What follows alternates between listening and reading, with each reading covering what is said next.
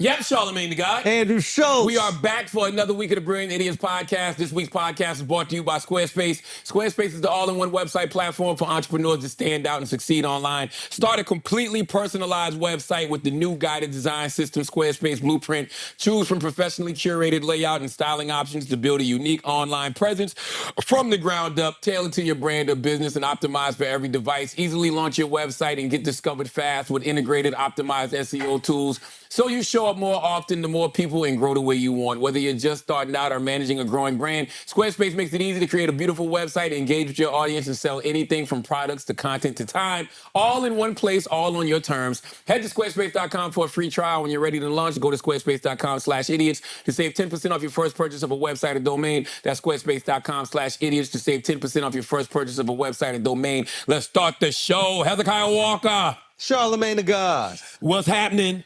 I'm chilling, man. Another week of the Cool and the Cracker podcast. Yo, What's happening? Can I say that? Can white people say the coon word? I don't know. We can't say it? Y'all been saying it. I don't know. Well, we were saying the other one, so y'all took that. Depends how you say it. We're not allowed to say it? No. I don't know, man. I thought that there's got to be some we can say. You made it good. Right? Not like, obviously the big one we can't say. Cannot say that one. Can't say the big one. Right? You can't. I mean, listen. You can say whatever you want as long as you're willing to deal with the consequences. That's what I told Kendrick. That's it. That's what I said. I said you can say whatever you want as long as you're willing to deal with it. And it turns out they're not willing to deal with it. You made a good observation, though. What? B-I, too. Like, bring idiots also stand for bi. Yeah. That's what y'all are. Well, yeah. Bilingual, No. sexual, Bisexual. By all that. Racial? Yeah. Well, that's biracial, bisexual, bilingual. We are bi. It is a I'll bi be honest with you, I podcast. don't like none of y'all new motherfuckers that listen to Brilliant Idiots. Wait, why? What's I happening? just don't like any of y'all. We've been here for 11 years doing what we do. We got our nice Brilliant Idiots audience, the fellow Brilliant Idiots that are out there. Oh, so they wait. understand what it is that we do. They get what we do every single time. But what happens to the new folks? But listen, every single time they meddle in our shit. What are they Right? doing? This ain't the first time y'all done it. This is not the first time we've had controversy, right? But every time they meddle in our shit, you make me realize why I want this to stay the best kept secret in podcasting. It might be, yeah, but there's also part of me that's like, nah, we're having too much fun to be the best kept secret. Everybody just need to get on board. You know what I mean? How much more do we need? How many downloads we got, Chris? Do you know? Actually, I didn't check this week. No, I'm talking about just in general, since we've been doing this for the last 11 years. 60, 70, 80 million, I don't know. 80, 60, you don't even know. 60, 70, 80 million. That's a lot. That's McDonald's. That's McDonald's, No, but bro. McDonald's is in the billions. All I'm simply saying is once a week for, 11 years now? We just get to have some fun. And we don't even do what we're supposed to do with What the are we pod. supposed to do? We used to sell merch and stuff like that. But Yeah, we we just come haven't in. even been trying to make money, man. That's it. We just come in because we enjoy doing it. We give it to the people that enjoy it, and it's all good. But you're saying some people just can't handle it. I just don't like the new listeners. Because we it. take it there and they just don't know what to do. I just don't. Is that what you're trying to like say? it. Yes. I don't like it. I don't like the, because y'all don't know what it is we do here. Because there's nothing off limits here, you know what I mean? I mean, unless we make it limits. Well, what's the limit? Whatever we see, that's our thing, right? We determine what the limit is. But then sometimes we go too fast. And if we crash, we crash. But guess who's still in this car with us when we crash? An Asian. No. Wait, can I do it again? Did I do that thing? Did I do it? Wait, are the new, All right, are the now, new you don't need listeners? Asian Twitter on you.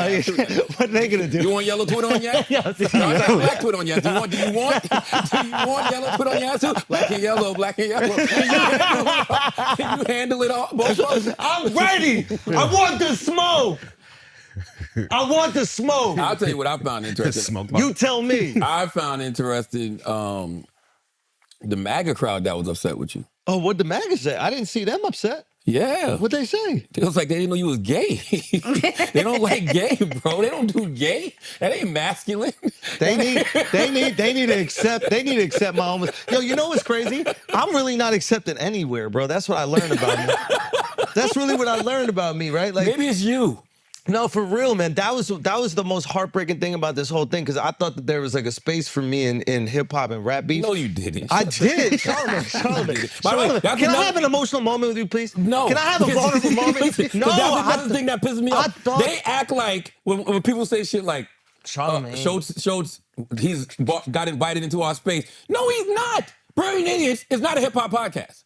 It is a comedy podcast. Yeah. Okay? It's my space. For smart, dumb people. Yeah. Or for dumb people who think they're smart. Yeah. Brilliant idiots. Yeah. Stop. Leave us alone. That's all I'm saying. No, don't leave us alone. We want this. Not the new one. No, but this is what I'm saying is like I feel like almost heartbroken if I'm gonna be honest with you. Talk to me.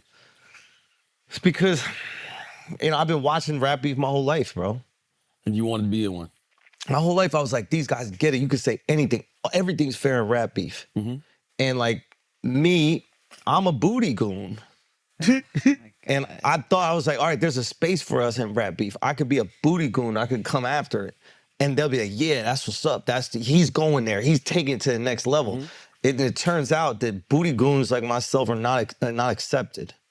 Because it's gay. And then I try to go back to MAGA, and they're like, what, you're a booty goon? We don't accept that either. Nobody's accepting me, man. Not make America gay again. They're not going to do it. They are looking forward to January 20th. What's it going to happen then? Trump said letters belong in the alphabet. Whoa. That's what he said. You didn't see that? Oh, no. That's a bar, though. But listen. Nah, but somewhere Ray J's like, see, somebody gets it. Wait, what's that? That's it. Somewhere Ray J's like, see, somebody gets it. That's what I'm talking about. Ray J started this. Shout out to Ray J. I did get a lot of calls about you this week, though. What happened? Who called? DL called me. DL Hughley. Yo, DL got it wrong. There was a clip out of context. DL and Matt Barnes, y'all gotta watch more. Matt Barnes was very fair. No, he wasn't. Yes, he was. Can I say? Uh-huh. If y'all are gonna react to it and like talk as if you know what's going on, watch more than the clip. Matt Barnes is fair, and let me tell you why. You should treat him like it's fair because he'll slap the shit out you. No. So Matt Barnes definitely way bigger than me. He'd probably beat my ass in a fight very easily. But he got to watch more than the clip. That is true. They just watched the clip. DL, I think there's the clip is just out of context. There's an Instagram page called Jasmine Brand, I believe. And I think they were the ones that posted it first. Yes, and then DL posted it, and then Matt Barnes got on his platform and he's talking about, and they clearly all watch the clip. They don't watch the whole episode. Matt is on All the Smoke. Who did All the Smoke podcast? Shout out to All the Smoke. You listen to All the Smoke on Black Effect iHeartRadio podcast network. I fuck with Matt. This is I thought Matt had one of the fairest takes that I saw. See, let me explain why it's not fair. We could watch it if you want, but the timeline is just off. Yes, the context is this off. Is what, so DL and all them, they said this. They're like, oh, Andrew said play it. Okay, go. Obviously, since Kendrick dropped his album, A Bar and Wacced Out Murals was talking about white comedians and woo. Gary Owens tried to jump on that wave and said what he said and kind of fell to the side. But Andrew Schulz has kind of taken this opportunity to grow his fandom and his following and to me, clout chase. And I think since the song is dropped or the album is dropped, he's been the loudest person in this mix outside of Drake's allegations to, the record companies and the streaming companies. Andrew Schulz has been consistently day in, day out going in and trying to grow from this. And if you want to respond, to what Kendrick said in the song, although he didn't name no names, I don't think no one had a problem with that. But obviously I feel like you crossed the line when you started talking about taking his manhood and just disrespecting him as a man. And now you want to cry about the reaction that you've been getting from the shit you said. I'm not sure what you expected, bro. Comedy is comedy. It's hit or miss. And you've definitely found your lane and got some fame of late and have really been doing your thing up to this point. But you crossed the line, and I think that you're finding out what that means now. This shit is not a game. You're not really just going to go around disrespecting people these days, especially someone to his caliber who has the love of the entire West Coast by far, but, a lot of love out there in general. So my advice, bro, is just fall back, leave it alone, let it blow over, because the more you talk, the more shit you're going to get in. Ooh, that I wish you and your family peace and happiness, bro. Be safe, though. That camera he pushing. He told you to be safe, though. That camera pushing was great. Not bad advice the last 20 seconds. So look, So the one issue I have with this is the way that they're painting the timeline. It's out of context. And the reality is like this is how Kendrick really is the Taylor Swift of hip hop, in that no matter what he does, he's still the victim. No matter what, like, how Taylor's always the victim. Like, she's the biggest in music in history. Yet she's a victim to the label. She's a victim to Scooter. She's a victim to her boyfriends. Yet she's still the biggest in the world. Somehow Kendrick is the victim here. This is the timeline. This is the one thing that he said, and DL also said this, and Jasmine Play also that said clip, this. Taylor. No. You got it. You No, just the played other it. clip. No, this is the same one. No, the one from you. But just to. So he goes. You said what you said. Now you're getting this response, and you're crying about it. Because they thought when you were on here talking about people leaving comments about your kids, it was you responding to that. Because they didn't watch the episode. Well, they also don't know when we tape. But even if they did know when we taped, they would know that's the first reaction. Yeah. So this is the timeline. And this is the timeline. I could have been wrong, but you were actually saying that you understood why people were leaving comments and you deserved it. I never said I deserved it. Well, you said you did what you did to Kendrick. No. And then they replied. No. What was it? Stop, man. All of y'all are believing these fake ass timelines. I don't remember. So I got to deal with a propaganda machine. Who hit you up? What was it? This is it. Kendrick drops the song. Yeah. Mentions me. Yep. Mentions my friends. Says slide on his friends, which I assume are you and you. No. So wait. Just let me talk. Let me talk. Okay. Don't interrupt. Just let me talk. Which I assume are both of you. Slide on the coons and the ones that are grooming, which I assume. You guys also think it's you because you're getting death threats. I'm getting death threats. I never thought it was me. Okay, that's fair. You never thought it was you. You have the ability to talk to them, right? They reach out to you to patch shit up real quick. It's the Doodle and Laugh podcast. Yes. But Doodle and laugh. But you told me. Listen. Well, I'm not trying to listen. What's it called? Anyway. You know what I'm talking about. Yes. Shits and gigs. Boom. Right? Oh my God, yes. I don't know. So Kendrick's people reached out to you to clarify. They're like trying to, we didn't want to say it actually came to you, and people are thinking this. They're doing their little due diligence with you, right? But nobody else knows that. They think it's you, and they think it's you. Y'all are getting death threats. I'm getting death threats. They posting pictures on my little kid. I haven't said anything. I'm filming my special. So 2 weeks, I don't say a single word. All of Kendrick fans are saying they're gonna kill me, my family, my little daughter. They're commenting on the pictures of my 8-month-old daughter. It's fine, whatever it is. This is internet shit. I don't say shit, right? I go, okay, it's like that. I'ma fuck your man. All of Kendrick's fans go, how could you say that? Oh my God, you can't go there. You can't take it there. But I thought y'all took it there when you were saying you're gonna kill my daughter. So wait, y'all can kill my daughter, but I can't fuck your man? I think we shouldn't. No, hold on. We shouldn't. No, hold on. Conflate Kendrick fans with what Kendrick is on, though. I don't give a fuck. Yeah, because I wouldn't do that. I wouldn't conflate Kendrick fans and what Kendrick is on. You gotta know that fans are ridiculous. You gotta know the power of your words. What they're telling me right now is to know the power of my words. I agree with that. So he goes, what Matt's saying right there is you don't know the reaction to what you say and what can happen. But why are we not keeping the same energy with him? What do you mean? He's saying right now, if I talk shit, some crazy shit could happen to me. Yes. So I have to be responsible for my words, but Kendrick doesn't have to? No, I don't think that's the case. Well, he didn't say nothing to you. Yeah, I don't think that's the case. Hold on. Let's just clear this up right now. If he's talking about shits and gigs, which you confirmed from his team, that means he's talking about me. Yeah, but it's a false equivalency. And I'll tell you why it's false equivalency. Oh, now y'all moving the goalposts. No, I'm not. It's even my own people doing it to me. Listen. It's crazy. The internet got to you, huh? No. It's the internet got to you. It's a false equivalency. I live in the kitchen. If you want it to be hot, we're going to be here all day, and I hope you enjoy the heat, because it's up forever. This why it's a false equivalency. If you say, hey, if he says, hey, white comedians, never let a white comedian make jokes about black women, that's law. Yeah. Andrew, you said you want to fuck him. Make love to him, make sweet love to him. It's not the same, bro. I thought there's no... Listen, let me just ask you this question. Let me just ask you this. He called Drake a pedophile for the whole summer. You're not Drake. No, I'm just saying. This is where the hypocrisy comes out. He called Drake a pedophile for the whole summer. A pedophile is someone who... children. So he calls a guy of little girls. Of little girls. And everybody's singing it. Whack, that fuck him up. All of A minor, certified pedophile. Everybody said, hold on. Of little girls, right?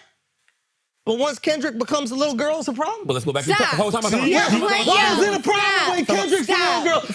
Y'all was singing. We were all singing the little girl's anthem all summer. Nobody had a problem. But now that Kendrick's the little girl, how could you go there? Let's think how could you go there? Let's talk about our conversation right here. How did it start? It started with timelines, right? And things being in the context. So let's look at the timeline. Look at the timeline. Kendrick didn't go there until Drake said, you beat your woman and your woman your child isn't yours, it's your best friend / business partners. That's when Kendrick took it to. Horrendous, and I've already said horrendous things. Yes, but that's when Kendrick took it to.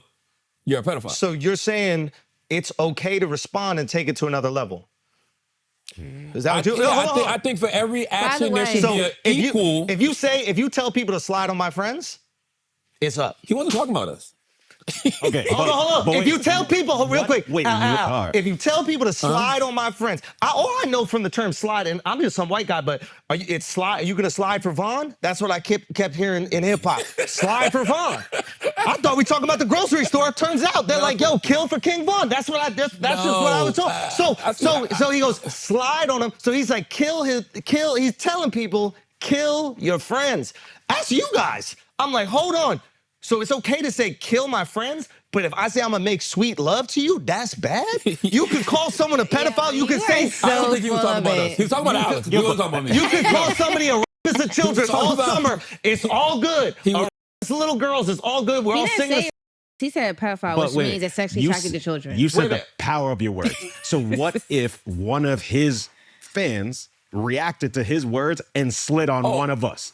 Not me. No, you and the two guys that Jussie Smollett was getting beef with. Okay, so let's say even if they mistook his words and thought he was talking about wrong. you. You're so moving I'm saying. Okay, so keep that same energy then. Listen, I don't care either way. I'm just simply telling y'all two things. Number one, I don't like. There's rules to rap beef now. We found the rules. Three things y'all can't handle the booty goons. Three things I don't like about this situation. Number one, all the newcomers who don't know what it is we do here. Number two, none of us should be bothered by this, right? Who's bothered? That's right. You're acting a little bothered. You're acting a little bothered. And number three. No, hold on.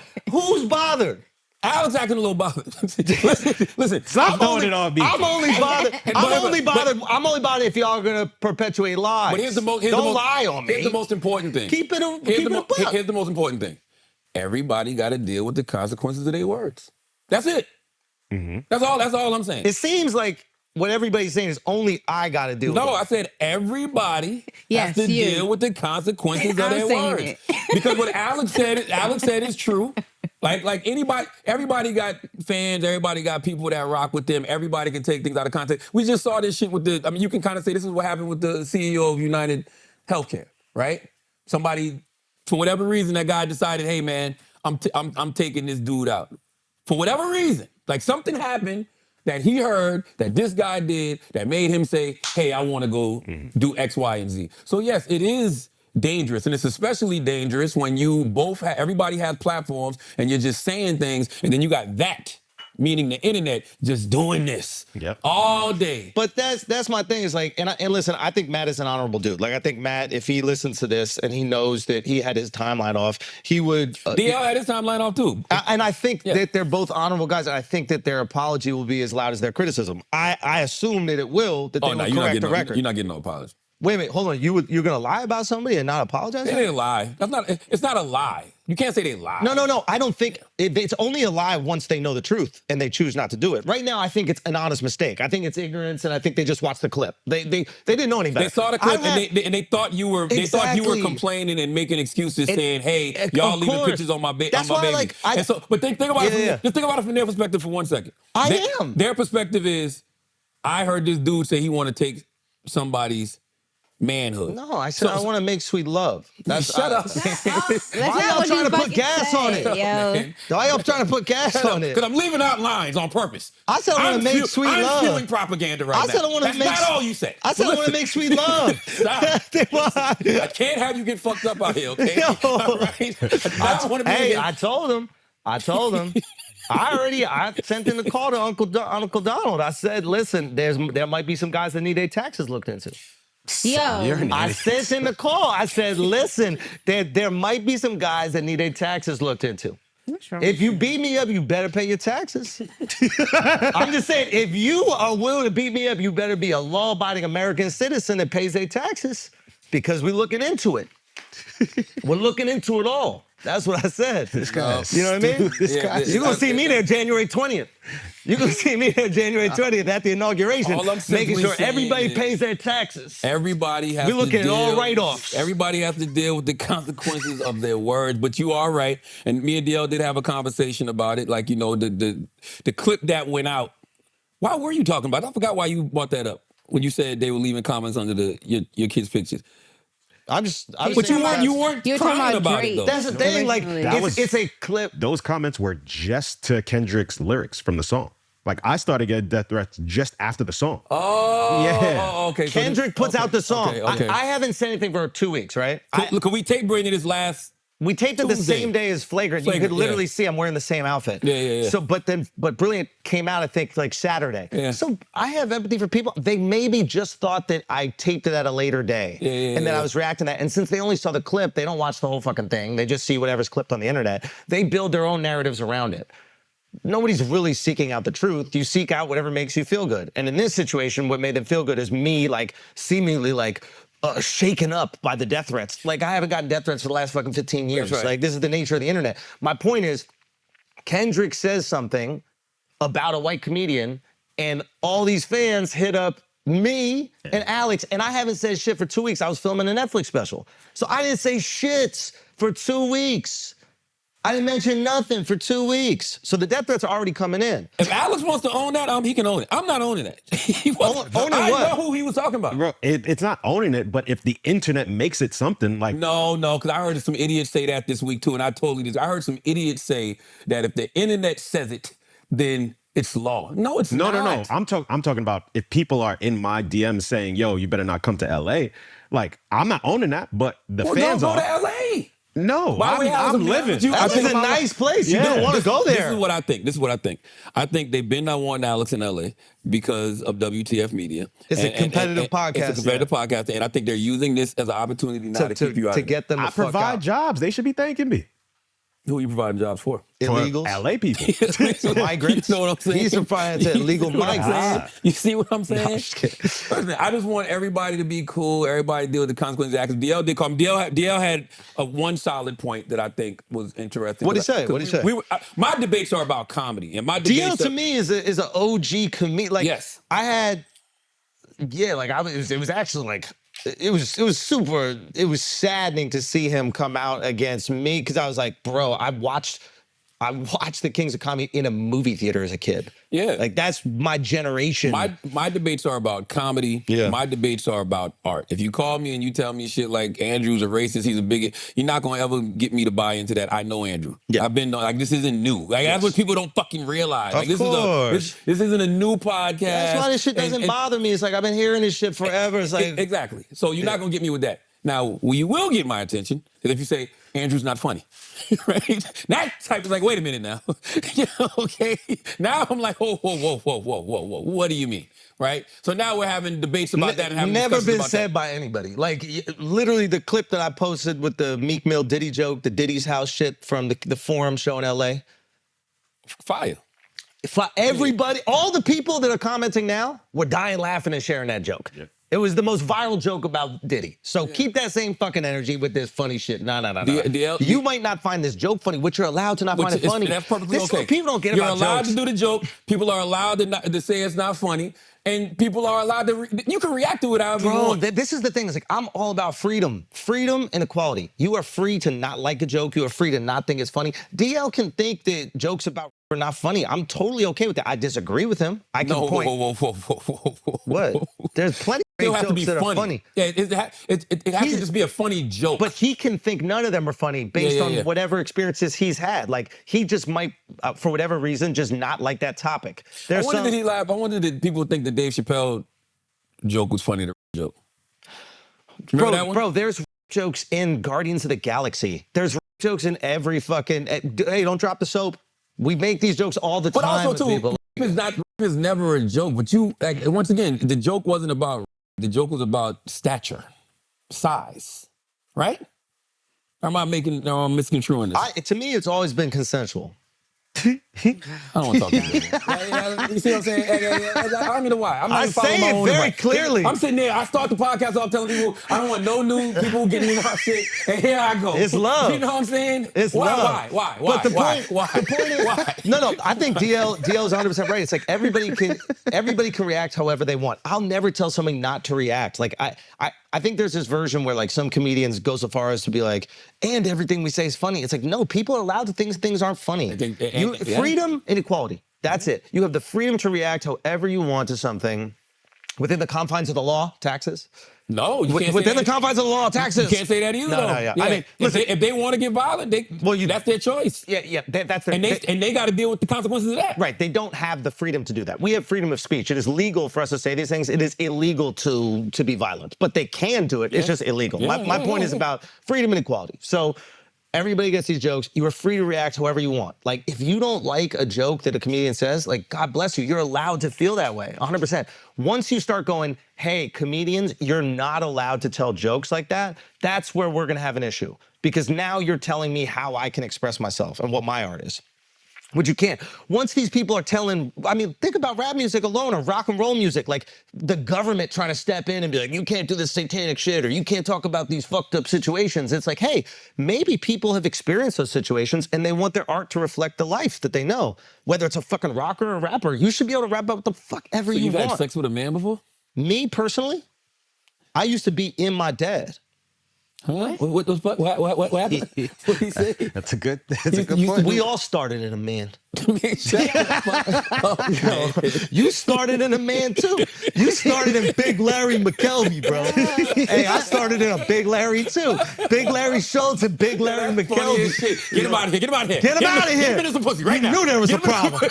You knew there was a problem, right? You went, and listen, we are I gotta bi. get these men out of me. Hey, bro. Get these men out of me. Get them in some pussy fast. We are bi because we went right from a dick to some pussy. Right from Now a to dick be to some fair, pussy. Yes. fair, we were swimming with women too. Of Technically. course. You're swimming with men, you're swimming with women, all at the same I mean, time. if you want to get really crazy about it, we all start out as women. Yeah, y'all do. So we're all trans. Damn.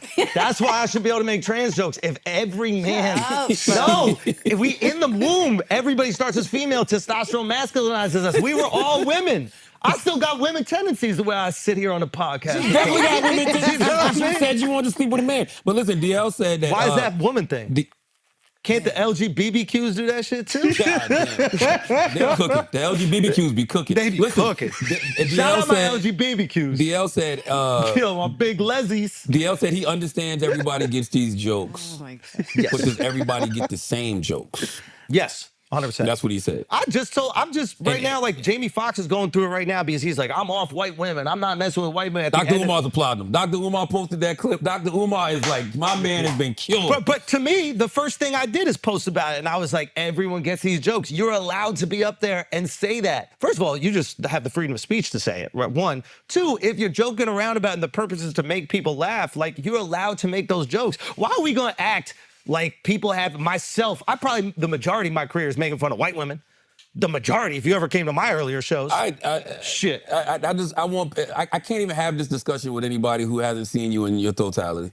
I just can't. I've been watching this comedy for 11 plus years. So it's just like the shit that even, it's almost like now if you hear about me doing something, right, in an interview or saying something, you probably like, y'all should have heard this motherfucker 10 years ago. You know what I'm saying? Like it seems light. Brother, is what I'm saying. you've been to my shows. I have the most diverse audience in comedy. That's a fact. It is diverse religiously, ethnically, politically. You never see a room like you will at my shows. I just It's feel more diverse than a rap concert. I just feel, For real. just There's feel- actual black people at my shows. depending who the artist is. But I just feel stupid having this conversation with people because I'm like you don't know Andrew's comedy, right? And I'll say things like, so, well, I don't think he would make that joke about a white man. I don't think he would make that joke about a white woman. And I'm like, I literally said this to somebody. I might have said it to D. I'm like, Bro. if I wanted to, I could find an Andrew Schulz I got a joke about me joke getting man. in my last special. In the Infamous? Yes. By a Jamaican. I don't remember that one. Hold on, say it to me. We can actually bring it up. Pull it up. I don't remember that. Fuck, One. it's the what is the one at In the Infamous? yeah. How the fuck don't I remember that? In the I park, can't. the guy chased him in a park. Oh, yeah. Yeah. Did you keep that in there? Yeah. Yeah. I don't remember that one. We'll pull it up. Yeah, we can get it up. Yeah. If a single man in history was jogging in the park and got we're not even jogging on treadmills no more after that. Cardio's out the fucking equation.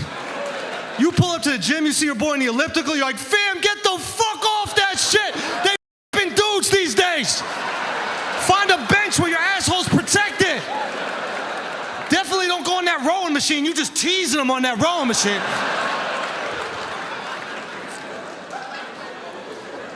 And that's a fucked up headline too. Nobody ever talks about that. But jogger, that's a fucked up headline, yo. Don't ever let that be a headline with me. Schulz was jogging in the park at night. Schulz was jogging in the park at night. Motherfucker, rest assured, I was running as fast as I could. Who's jogging, yo? You don't think I'm hitting the high knees? I got a behind me, bro. There's a butt-naked man with running shoes chasing me in the motherfucking park. I can hear his feet hit the ground, dick slapping against his stomach. You don't think I'm tapping turbo a couple times? Schulz was running as fast as humanly possible when an Olympic a gold medalist from the Olympics, it's probably Jamaican, they the fastest anyway, a Jamaican gold medalist from the Olympics hawked him down and took that ass against his will even though he fought valiantly. That's your headline. You print the whole shit or nothing at all. My fucking family reads the newspaper. How am I supposed to go to Thanksgiving, my whole family looking at me like, yo, don't pass him the stuffing. He already had enough stuffing. So I got it about me. Even one of my earliest jokes, and there's not a single person on the planet that has said anything about that. Like everybody unanimously laughs about this joke, and it was about it. It was, I was sharing a bed with a friend, and he was like, let's put some blankets. No, he says, let's put some blankets and pillows in the middle so nothing gay happens. And I'm like, yeah, you could not fuck me. Oh, I remember that. Yeah. That was Jamaican? No, it's a different joke. Oh yeah, I remember that pillow one. I do remember that one because it's just so simple. Well, because and then the other part is like, also like if I want to have sex with you, little pillow is not going to stop me. Yeah, never mind. Why? What are we doing? I use the pillow so no one hears you. What are we doing? My point is like, nothing is changing over here. Everybody's trying to be like, would you make these jokes about whatever? It's like, no, y'all are just finding out about me. That's exactly what it is. And that is what, out of everything that's been said, that's what pisses me off the most. But here's the thing. Because I like context of things. I can respect any opinion that you have as long as you have all the information and you have the right context. Y'all are new. Because I'm not mad at anybody. I'm not. You have every right to be offended at everything that has come out of Andrew Schultz's mouth. Welcome to the show. And you can respond and reply to it however you want. Yeah. I would hope y'all don't fuck my guy up. But Do you think he made a joke about Drake, it'll be the same reaction? Say again. You say what? If he made a joke about Drake like that. I've made a Nobody joke would about give a fuck. Drake. Yeah, nobody would have given. And Nobody here's the would thing. Because he's half white, right? Nobody would give a fuck. I mean, listen, you're bringing up the point that I think none of us really want to say because I think it white boy undermines the humor. whole conversation. But yeah, I think within every conversation, there's always a racial component. And I think racial components, they don't define the conversation, but they definitely like add more of a spotlight to it. And I think if I was saying this about like a white rapper or like a white rock star, like a white actor or somebody, I don't think it's as big a story. Yeah. I don't think anybody really cares. Well, I think it's two things. Well, yeah, I don't disagree with that. I think it's two things, too. Kendrick is very beloved. And you're talking about a guy... As he should be. He's incredibly accomplished. He's like, the world heavyweight champion of hip-hop. I don't know if I would say heavyweight. Easily. There's like a lightweight. Or I think bantamweight. He got all about... You serving it up. He really is. It's almost like we do this. Whatever you say, Kendrick got all the belts this year. Yes, he does. This is his time. This is his moment. He's had which a is wild fantastic because year. he's been, like we talked about last week, he's been doing it 15 plus years. So it's like he's the guy. It's not even close. So when you have a guy who's had the banner year that he's had and you coming at him in that way, yes, the story is No, I'm responding to magnified. him. I'm responding to him. None of this happens if Kendrick doesn't talk about me or my friends. None of it. If he doesn't talk Those about me, guys are not your friends. that guy's my friend. He wasn't talking That about guy's him. my friend. Alex, stop owning this. I'm not. That guy, my I friend. don't even know what y'all talking about. But it's exactly. It's just like you can't be upset at the response. Just like you said, it's like the same way we watch clips. I believe Kendrick was responding to one clip, Yes. and that was that one clip. Yes. He was responding to everybody that was involved in that one clip. And I'm sure Kendrick- Now, there was 3 black men sitting on that couch. Okay? This guy is. Charlamagne the God was not one of them. But you know what? He said the dudes that are friends with him. Yep. He didn't And say you're that. my friend. He He did. didn't Look say at that. the Yes, he lyrics did. of the song. Yes, he did. 100%. Did not That's say why that. people are coming for you. I don't. By the way, I'm gonna be honest with you. I don't give a fuck. Talk that If shit. there's nobody who gives a fuck less than me, I don't give a fuck. I love Talk Kendrick. that shit. I've always loved Kendrick shit. I fuck with him. Like, I just don't. I just want everybody. I like his music. I like his music. I just want everybody to be able to deal with the consequences of their actions. That's it. So what And- you're and- saying and- is if Kendrick brings somebody up, he should expect a response. Yeah. My suspicion is he just won't talk about comedians anymore. That's my suspicion. It's just not worth it. No, I doubt that. I think he. That's my suspicion. I mean, I don't know. I don't know what's on. I don't know. I can't ever say what's on somebody's mind. I don't know. I just don't think it will be worth it for him. What Like, do you what's the benefit of it? What do you mean? Like, what could he possibly say now? Besides, like, no, you won't. Oh, you could go deeper. I mean, you got to think because you gave I knew it. you gave a lot. This guy, I know. No, I'm saying you no, because you gave 11 years of this, bro. Because there was people that were talking about the historical context. And Oh they my were talking God! about the How buck breaking. fast they went to slavery was crazy. Like, But you get didn't. the But fuck I outta know here. you didn't know that though. What's that? You didn't know that. What buck breaking was? Yeah. Of course, I didn't know what buck breaking is. None of us knew what buck breaking Yes, we was. did, absolutely. Man, get the fuck out of here, I followed Charlamagne. Tariq Nasheed. What are you talking about? Don't disrespect me like that. I followed Tariq Nasheed. Of course I know what the fuck buck breaking is. Yo, with you? it's gay to even know that. You gonna read a whole book about buck breaking, bro? The whole book about it? Nah, but that's one of the things they used to do. Like it was that and they would tie the horses to the strongest black man's limbs and have the horses and run in different directions. So those 2 things were like 2 of the most heinous things they would do to get everybody in line. I don't know anything about buck breaking, bro. I never read about it. Never heard about it. This is the first time I ever heard about it. And it was fast. It was quick. Immediately and there's racist. different terms because there's buck breaking in the context that I'm the they're racist. talking about. I'm the But- ra- but Kendrick's line is specifically giving different rules for white people than everybody else, and somehow I'm the racist. This is crazy. You see how he's always the victim? It's not Kendrick. It's not Kendrick. It's not on Kendrick. You can't put this on Kendrick. It's the people that love him. But there's 2 types of buck breaking. Yeah. It's the kind that they're talking about that you said to Kendrick. Yeah. And then And then there's when you the make change kind for $1. that hillbillies when they fuck deers in the woods. That's fire too. You never heard about that? I'm Scottish, so my family fucks sheep. Oh, okay, yeah. This is when they Yeah. fuck deers. You know the big bucks? Yeah. They fuck this. How do you know it's consensual with sheep? With sheep? Yeah. Like, how do you know a sheep wants it? I don't know, Andrew. How? Tell us. I don't know. I never I fucked a thought you sheep. had a dude. punchline. No, you know what I'm saying? I thought there was a punchline. Nah, I thought dude, you were going to say I because they asked for it. I don't have sex with They animals, said, hey, dude. I want it bad. I don't know. I thought you... I don't know. Whoa, dude. You can't make jokes about farm animals, dude. That's crazy. Hey, dude, what are you doing over here? This is insane. By the way, whatever, man. I don't Whatever. fucking know. No, talk your shit. We're just podding, baby. How We're about just fucking podding. How about this rule? We can make fun of whatever we want. We could joke about whatever we want. But you got to deal with the consequences of it. I think this is a better version of it. I think this is a better version of that. But people are allowed to be offended. They're allowed to be hurt. They're allowed to just not find it funny. I was telling motherfuckers, I find way more shit less funny than most people. I'm a comedian. It's like being a rapper or like being a rock musician or a radio host. I bet there are far more radio hosts that you find not that enjoyable because you're in it. You know it. You know the goofy little tricks that they do, etc. So there's so much comedy that I'm like, ugh, I'm offended by it because it sucks.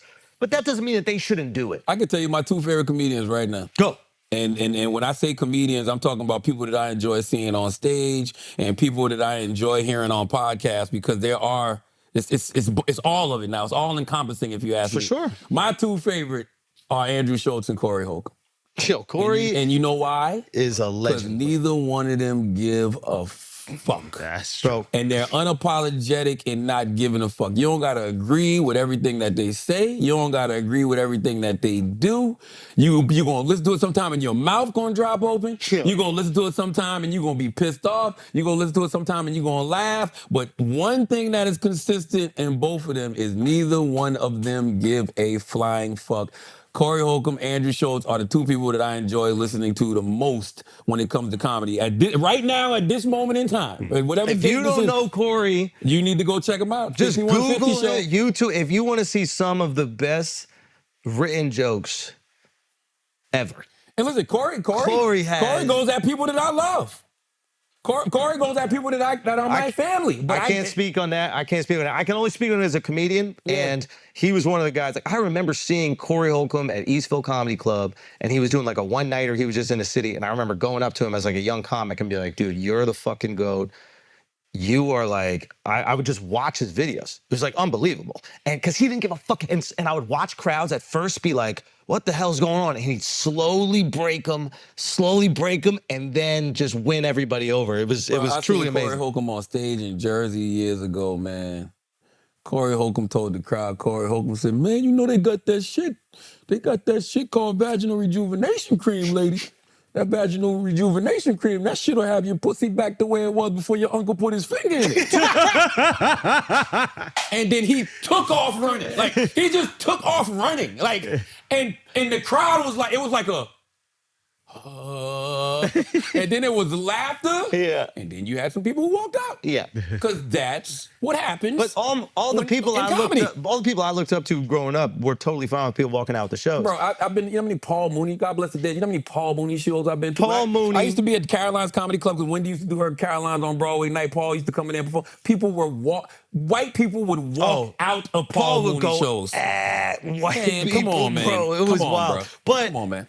again, he has the right to do it. He has the right to make the jokes. And Paul's a funny motherfucker. I mean, Patrice O'Neal was fine with 20% of the room walking out. I saw this week. I saw a lot of people bringing up Patrice. I haven't seen the jokes they were talking about, but they were talking about non-consensual sex jokes that Patrice used to make. Yeah. Of course. I mean, look, it's not only Patrice. Like, think about it. Every comedian, like every great comedian has had this kind of controversy. I mean, there are comedians that got arrested for saying shit. It looks like nothing now, but like just saying curse words. You know, like it was great. These things have happened. So it's not abnormal that people react poorly to jokes or are really offended by jokes. That's not abnormal. You know, it's, I think, quite hilarious that right on the back of this rap beef where one guy's calling another guy a pedophile, that now all of a sudden everybody has like moral standards for art. Well, the reason I think, it's still a very common thing in comedy, and that's why it's not really like, I'm not really fazed by it because I'm used to people doing this. I just think comedians should be careful. And the reason I say comedians should be careful is because your joke can be taken as offensive too, regardless of what it is. Like this can happen to a comedian like that. You know what I'm saying? Like in a heartbeat. That's why even for just freedom of speech purposes, I reserve the right. I think everybody has the right to say what it is they want to say, but you're not free from the consequences. My earlier part of my career, like I got punched on stage. I got people waiting for me outside of shows that I got to tussle with. Like it's not like what was the joke that you got punched over? Talk to me. I was talking to some Puerto Rican guy in the front, and like I wasn't funny yet, and I'm in Harlem, and I'm at Smokey's room, Mocha Lounge. Smokey. Shout out Smokey. And it's just, I get it. It's this white dude walking into your neighborhood trying to like clown you, whatever. He just walks up to me. I remember he pops me. They grab him. They throw him out. I remember Smokey hand me back the mic, and he's like, all right, bro, keep doing your thing. I'm like, what? After I just got punched in the, I got to keep doing my thing. And I did it. And the only difference between that situation and now, people love Kendrick so much when you get punched, they're not going to grab the guy. I feel like you're speaking things into existence. We need to look into the taxes. No, we need to look into the taxes, guys. It's the taxes. Everybody better pay their taxes, bro. Because you can't write everything off. We're going to look into those meals. We're going to look into the wheels. We're going to look into planes. You can't write it all off. I'm a guy. I say this all the time. The reason I don't respect a lot of these new media folks is because they never got punched in the face. Bro, the amount of... It's so cute to be sitting in the comfort of your own home saying whatever you want to say. It's so cute to get on your YouTube show or your podcast show and say whatever you want to say. I respect the people who, when that person is in front of your face, you say it to them. And if somebody's downstairs waiting on you, it happens. I'm on video. Go look at it. Can I get a drop? And that's just the ones y'all see. It was trending. Charlamagne, when I made the first Meek Mill joke that I made with the Diddy situation was in Philly. I'm always gonna say it there. Like every time when I go to the Middle East and I make fun of Abu Dhabi and the people there, it's to the people there. That's what makes it good. That's why we got to do. I've had it. I go around the world making fun of people. It's what I do. But I noticed. Yeah. 7 years ago. Yeah. I came to you with an idea for a special. We'll get there. That I still want to do. Well, let's see if I'm alive. It's a really good. We'll see if I'm alive. If we're gonna burn it down, let's burn it the fuck down. This is what frustrates me the most about any of this. It's like, I know my people. I know who's around me. I know what they do. Yes. I know what they're about. So it's like, y'all ain't saying nothing. This is Y'all not saying nothing. This is what I... You know what I'm saying? Yeah. You're not saying nothing. He's an asshole. We know. And you're allowed to be offended by, like, I don't fault Matt. I don't fault even, I mean, there's a little part of me that's disappointed with DL just because he's a comedy OG and you would think that he would see things from my perspective a little bit more. But like, I don't even fault them for having their perspective on it. I thought Matt was fair. He didn't understand the context of the video. If he got the timeline right, everything else he said was fair though. But because he said comedy is comedy. Exactly. And you got the right to make these jokes. I didn't think him saying I was clout chasing is fair because I'm responding to somebody that's talking about me. But you got but like you can't talk about me and I'm clout chasing. Like if anybody's clout chasing, it's Kendrick. No. But I'll tell you why. Because I keep telling you it's perspective, right? People don't know.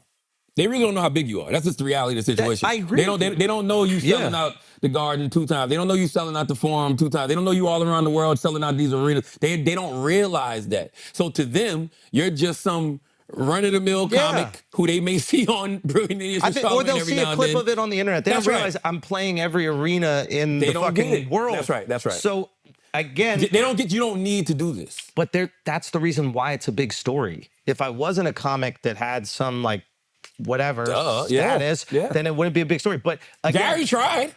I know. Shout out Gary. Shout out Gary. I love Gary. I thought his response was really funny. I thought it was really funny. Nobody cared. Right. Because it's just not the same. I mean it. Gary knows I love him. No, of course, I love Gary. I love Gary. I think they just knew it wasn't about Gary. And Gary doesn't have a Netflix special. You have one and another one on the way. Yeah. They're not caring about Gary's response like that. Yeah. Gary's response came and it went. I think if it was about Gary, then it would have been. I think then it would have. But I also don't think. Okay, maybe. Like I don't think that he would. I don't think he's done anything that had warranted it. But I think you're right. It's just I just don't think they knew who I was, and probably a lot of people just don't, and that's okay too. And if you don't know who I am or my brand of comedy, and you're just listening to a clip of a podcast or like a clip of some random show, and you have a poor reaction to it, I get it. It's just imagine somebody took. I wonder what Gary thinks. I haven't seen Gary respond to this yet. I wonder what he thinks. I watch Gary's podcast too. I like Gary's podcast a lot. Man, if he's thinking anything, he's seeing the reception he got. He's like, I'm running away from this shit. The fuck out of here, right? Matt Wright fucking changed his identity. That motherfucker went got a facelift and everything. Matt Wright said, fuck leave that alone. He did.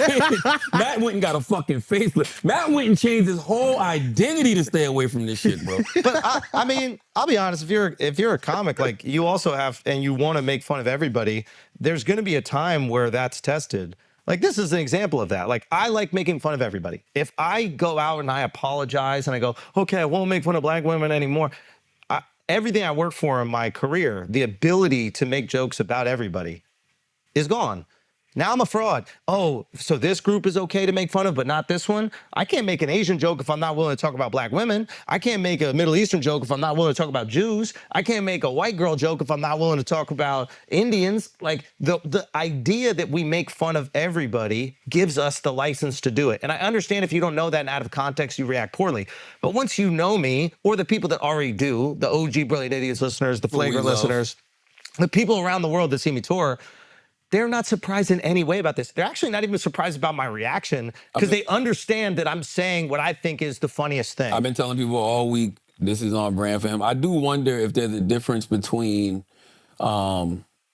telling jokes about people and just telling a joke to that person. Like me and Taylor, we all go back and forth in here, right? I don't look at it as Taylor's making jokes on a white guy. I don't look at it as a white guy making jokes on Taylor. I don't think when Taylor jokes on Alex, I don't think Taylor's making jokes about a gay guy. And back and forth. Like I'm just saying, but you know what I mean? Like it's just this is Alex, this is Andrew. Like the jokes aren't centered in identity. If what I'm saying, you know what I mean? Yeah, 100%. So I don't know. Yeah, listen. I'm offended, Charlie. Listen, I'm offended by that joke right now. At this point in life, I say this all the time. If you are offended by Charlamagne, I don't know how I continue to do it. And by the way, not at this point in my life, I'm not even doing shit and causing people to be offended. They're going to be people offended. I'm Chucky on the beach. Listen. You seen the meme when Chucky's on the beach? I just want peace. I'm cooling. But every day, Charlamagne is this, Charlamagne is that, Charlamagne. I'm like, what the fuck am I doing but minding my goddamn business? There are going to be people offended by anything. I mean, there are Kendrick fans that are protesting my show in Hawaii, and they're paying people to protest. There's a Craigslist ad out where they're paying them money to show up to the protest. That's bullshit. It is what it is. It's just out there. Yeah, I saw the ad, but I'm saying it's bullshit because ain't none of those people getting paid. Of course. If y'all show up to that shit, y'all are not getting $250. Of course they're not going to get any money. Like, you're not going to get, of course you're not. But the idea that there are these people out here that react like that. Now, here's the thing. I'm not even saying that. They don't have nothing else to do. But here, give them, listen, what did Scarface say? What would you do without people like me? You need people like us. We give you a purpose. We give you a reason to even exist. Yes. We every day. Yeah.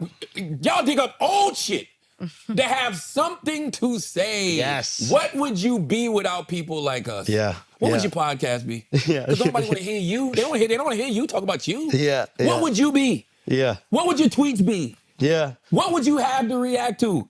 You need somebody to talk Wile E. about. Coyote didn't have to roll around in the chase, but we give a fuck about Wile E. Coyote. We don't even give a. If you had the name, if you talk about that show, it's probably Wile E. Coyote is probably the third most important thing on that show. It's the Roadrunner, Acme, and then Wile E. Coyote. That's just the truth of the matter. Like, what would you be without us? So it's just like whatever. And also people in the same way they want to react to us, they also want to react to Kendrick, and they want to show their loyalty and love to him. And like, as annoying as the fans are, I also appreciate how much they support. I appreciate when my fans were out there defending me. Like, it's a pretty awesome feeling. So it's cool to know that people got your back. They understand what you believe in, and they're willing to fight for that. That's pretty awesome. So, I hope Kendrick goes and makes a great fucking show at South Park. Did I point out the hypocrisy in it? Yeah, but is my goal that he makes something funny, and maybe even through that experience he goes, oh wait, maybe we can't make jokes about each other, and this is actually kind of cool. And I said something that was like referential, but it doesn't really make sense. And I don't want to tell artists what they can or can't do. I think Kendrick knows that. Yeah, I think I think it's the same thing. We're all saying that's my thing. It's like he's my assumption about him is he's a very artsy dude, and he appreciates different genres of art. He saw a little clip. He probably doesn't even fucking know who I am, or maybe even didn't even connect me as the comedian to me on the pod. Like, he might have seen clips of me on stage, but doesn't even know. He just doesn't. By the way, you can know that and still not like it though. Oh no, of course not. Of course like, not. I can know comedians have the right to do what they want to do. Artists have the right to do what they want to do, and I can still not like it. Of course. What I'm saying is, I hope that people get it, and I hope that people see it. I hope there's people that right now hate me that go watch some of my jokes and go, oh shit, I wanted to hate him, but that joke's actually kind of funny. And oh, he was making fun of those people, and then he's making fun of those, and he's making fun of himself. Oh, he just kind of makes fun of everybody. It's not that serious. You know? I just don't want people to think you're clout chasing. I don't want people to think you're not funny. I can't clout chase if I'm racist. Responding. I don't have a problem with that because I think you are too at times. Only to some groups. Yeah. We all are though. That's the definition. I mean, that was the joke, but see, they won't get that. Only brilliant idiots listeners. Only brilliant idiots listeners. Somebody will take that clip out of context. I only hate some groups. Does that make me racist? Yes. I hate some people. Yes. Only treat some unfairly. We said all of that to simply say thank you to all the OG brilliant idiot listeners. Yo, and thank you to the new ones. I watched people in the comments because I was looking at the comments for this just really on our YouTube page. Yeah. I was laughing and it brought me joy to watch OG Brilliant Idiot listeners arguing with people that are new here. Yep, that was great. And they like, what are you, like, yo, and they're welcome. telling them, leave us alone. Yeah. And I really wish there was a way for whatever, I think we do like, 3-4 million listens a month or some shit like that. I wish there was a way just to keep them. I stand corrected on my earlier statement. I checked well over 200 million listens. I mean, that's a lot of listens. Come on, man. Yeah. So I think listen, I think Come on, man, 11 years, baby. you have to go through these, in my opinion, you have to go through these kind of rough patches. You have to go through I don't know any other way. But that's the thing. It's It's like my whole existence. otherwise, I don't know any other way. but think about it. Eventually, people go, "Oh, that's just Charlamagne being Charlamagne," and now there's a whole new group of people that are going to learn, "Oh, that's Schultzy being Schultzy." All the people who already know me know that I'm being consistent throughout this whole thing. Nobody's going, "Oh, Schultz acting different." They're like, "Oh yeah, Schultz is being Schultz." Now there's some new people gonna find out. There's new people that found out about you. I remember when you But first. do I gotta be controversial for every generation? Yo, Yes. remember when you called out Kamala the day before my wedding? Well, yes. It wasn't a call out, but we you had know a what I healthy, mean? You had we a had a healthy conversation. debate, yes. There was a whole new group. All the old white people at my wedding came up to Charlamagne and me and be like, "Yo, who are you?" That was wild. There's a new group of people that found out who you are. But here's the thing. You have to be willing to walk through the fire. You have to fight for your identity. My identity is I like saying wild jokes. I like joking about everybody. The price that I have to pay for that is everything. Is everything. But literally everything. But goddamn. No, it's true. No, God, because I'll tell you something my therapist told me. But real quick, just to get it go. off, the price I have to pay with is sometimes people are going to call me racist. They're going to call me sexist. They're going to call me all these things. You might get punched in the face. I hope that doesn't happen. But the more you keep telling me, I know, stop saying. Yo, the more you keep telling I'm me. only talking about what happened to me. Can I tell you something, Charla? Like I wouldn't even say it if I didn't think it was possible. Uncle Donald, looking at his taxes, yo. Yeah. He knows too much. I need you looking at Charlotte. He got 5 crystals. He got 7 more coming on the way. There's a lot of tax loopholes that he got going on. I need you to look into that, Uncle Donald. Thank you very much. But the point is, you have to pay the price for your art. All the rap, like if you really want to talk about it for real, and the legacy of West Coast rap, Compton, NWA, what they went through Legends. to fight for their music. Legends. They went through government interference. Legends. Just like Uncle Luke. Now, what they could have said this. Okay, FBI, we'll just make music that you deem okay. They said, fuck that. We gonna make the music that we want, and what happens? Eventually people are like, oh, that's just how they get down. This is their sound, this is their life, and this is how they express themselves. And we all learn how to accept it. If you're not willing to fight for your art, bro, I've achieved everything that I want to achieve in my life. I mean that. Like, I want to have more family, but in terms of career, my goal in stand-up comedy was to headline Madison Square Garden. I did it twice. Like, that was my goal my entire time in comedy. That's from the beginning, from the day I started to when it happened. That was the goal. Your goal now should be longevity. Well, of course, but my point is, the only thing that I have to fight for now is what I built, right? Which is the ability to make fun of everybody. This is not the first time I went through this shit. I went through this shit for 17 years. And now I'm gonna fold. Is your ability, Fuck that. is it to make fun of everybody or just to be considered funny? It's to do comedy in the most authentic way to me. Got you. And the most authentic way to me is to make fun of everybody without ever considering, is it wrong because I'm a white guy that I'm making this joke about this person? I don't got malice in my heart, bro. If I'm making fun of you, I'm making fun of Taylor, I'm making fun of Chris. How many Asian jokes I made about Chris? He's not even Asian. People just found out Chris not Asian. People Let me get just some found out. where are the MAGA jokes then? Are they coming? Have you not seen my last special? Yeah, you're right. Literally the first joke in the special is all MAGA. Like, I'm making fun of the white boys in the front. Yep. I'm literally, the first joke is something about them being there January 6th, like me making fun of Trump. There's not a group that you can say that I haven't went at. There's not an ideology you can say I haven't went at. It's interesting, right? Because, when I guess people hear commentary, like they'll hear me say certain things, they'll hear you say certain things, and they'll just label you because nobody has any critical thinking skills anymore. I really think that we just think in extremes. Yeah. So if you see me with Kamala, I'm a Democratic shill. If I see you with Trump, you MAGA. I'm MAGA. That's just the era that we live in. And once they label you, depending how they have you labeled, that's how they judge everything that comes out of your mouth. Of course. That's just the way shit is. Yeah, it's the nature of it. And people are okay to do that. It's okay to do that. Everything's going to be great. That's right.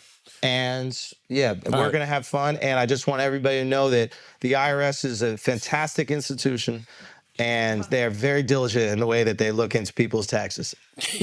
I'm just telling y'all that. That's a threat. Listen, I'm just saying. That's worse than. What did Matt say? What did Matt say? He said, I wish you peace. For you and your family when it comes to making sure you pay your fair share to the U.S. government. Salute to Matt Barnes, man. No, not to Matt. What you mean? Like, I know Matt pays the taxes. Oh, no, yeah, I'm just saying salute to Matt, All the Smoke podcast. You can listen on the Black Effect iHeartRadio podcast network. I want to get Matt in today. I asked you if he could come in today. He's on the West Coast, though. I know. He's on the West Coast. I didn't know that. Yeah, I would, and if we did have him on, I still would want him over Zoo. Matt's about that action, Matt is bro. about all that action. Matt is about that action. Matt ain't even trying to hear it, and he a West Coast. He want all the smoke. Matt, no, I can't, no. I'll be in there calling text. Matt, technical. You know what I'm saying? Like, Matt is with the smoke. Matt was with the smoke on the basketball court, off the basketball court. He fought other tall guys. That's what I'm saying. Matt he's not just fighting regulars. Matt is a guy who everybody needs to be happy. He's found other things to do. Everybody should be happy that Matt is running a business with all the smoke. He's producing all this great content. Everybody should be happy because there's no telling what Matt Barnes would be if he didn't find basketball in life and then find all of these other things to do after basketball, which is respectable. By the way, him and Steven Jackson. I'll be honest, him and Steven Jackson. I don't think that's fair. What? I think it takes a lot of discipline to be an athlete. That's what I mean. But what I'm saying is, like, I would imagine he would apply that discipline to whatever else was his interest. I don't think if he didn't play basketball, he'd be in the streets or whatever. Like, I think if he didn't play basketball, maybe it's entrepreneurship or whatever. But it's not like you're just tall and you get to be in the NBA. Well, let's be glad we'll never know. Let's be glad people like Matt. I love Matt. Matt is an amazing human being. But your timeline is off. We've just seen. And I need that corrected. Put your hand down. Watch your tone. When you talk to Matt. Your timeline is off. There you go. Okay. And I need that corrected, please, sir. Okay. Sir, I would like that corrected. All right. Salute to Matt. Let's play some bills, man. And when we come back, we're going to get into some by any means necessary, man. Talk about some shit other than us, even though we make so much goddamn news. All right. Squarespace. Thanks again to Squarespace for supporting this week's episode of the podcast. Squarespace is the all-in-one website platform for entrepreneurs to stand out and succeed online. Whether you're just starting out or managing a growing brand, Squarespace makes it easy to create a beautiful website, engage with your audience, and sell anything from products to content to time, all in one place, all on your terms. Squarespace Payments is the easiest way to manage your payments in one place with Squarespace. Onboarding is fast and simple. Get started in just a few clicks and start receiving payments right away. Plus, give your customers more ways to pay with popular payment methods like Klarna, ACH, Direct Debit, Apple Pay, Afterpay, and ClearPay. Measure your end-to-end online performance with powerful website and seller analytics. Get insights on top traffic sources. Understand how your reach is growing. Track sales metrics and learn where to focus new engagement. It's all the data you need to scale your brand or business. Fully integrated and clearly displayed. Head to squarespace.com for a free trial. And when you're ready to launch, go to squarespace.com/idiots to save 10% off your first purchase of a website or domain. That's squarespace.com/idiots to save 10% off your first purchase of a website or domain. Church announcement, Schulz. Final show of the Life Tour. Honolulu, Hawaii, Bladesdale. I always fuck up the name of it. Arena. I'll see you guys there December 21st, man. Hawaii, I'm very excited to come back. And that's the final show of the Life Tour. It's crazy to even say that. I cannot believe it. This has dominated my life for 2 years. Thank you guys for making literally every single dream I had in comedy come true. So thank you so much. I appreciate you. I love you. I'll see you guys there. All right, mine is simple, man. December 20th, I'll be doing the grand opening for Crystal in Orangeburg, 1486 Chestnut Street, Orangeburg, South Carolina. I'll be there at 10:45 a.m. during the ribbon cutting. It's going to be going on until 2. My guy DJ Frosty is going to be DJing. We got all types of giveaways. We opened on December 9th. Man, salute to everybody in Orangeburg. My guy Bubba Sampson, he caught an amazing video from the first day that Orangeburg was open, man, and the line was insanity. It was going crazy? Oh, my God. Can we post the video? Yeah, I mean, you can't see it, but I mean, you can see it when you're doing it on the YouTube. I'm bugging. Yeah, so we can post the video, but yeah, man, just salute to South Carolina State and Claflin, everybody who's been pulling up. We're open 24/7. Wait, it's a 24-hour. 24/7. It's a college town. You know what I mean? So Oh, we so open, that's the late night food. yeah. So Yeah, we that's open. smart. We got breakfast. We got everything. So 1486 Chestnut Street, Orangeburg, South Carolina. We'll see you on December 20th. I'll be there at 10:45 a.m. doing the ribbon cutting, but it'll be going on until 2 o'clock. And just everybody, man, thank you for going to Crystal Swoop. To everybody at Astoria in Newark, New Jersey. 799 Broad Street in Newark, New Jersey is where you can find Astoria. It is a premium dispensary in Newark, New Jersey, legal cannabis. Pull up, tell them I sent you. I was there Friday. I took a bunch of my books there, and I just dropped off a bunch of my books. So when you go in there and you buy some weed, just make sure you tell them you want a copy of my book, and they'll give you a free copy. And we got everything. We got edibles, we got oil, we got flowers, all of that good stuff. And Good we're for doing, you, man. We're doing a toy drive. So if you have a toy, please take it to Astoria because we're doing a big toy drive on December 19th. So just take your toy and drop it off before December 19th, man. And let's give back to the great community of Newark. Now, let's get back to the show. All memes matter. What we got, Taylor? I mean, can we just talk about the story? Let's talk about it. Pull it up, Taylor. Why are they trying to come at our man Jay, man? Roger Goodell just talked too. What did he say? They better not take Jay off the NFL for this bullshit. He's on their side. Good. What Roger Goodell say? Do y'all wanna? This is, can I say real quick? This is good. I like, because before, if this was 5 years ago, Oh my God. 5 years ago, the second there was like any potential, allegation or negative energy, the businesses that you were attached to would immediately remove themselves. So they'd be like, hey, we have to sever ties. You could tell that time has changed, shout out Uncle Donald, where the NFL is going. Oh, no, the NFL never gave a fuck.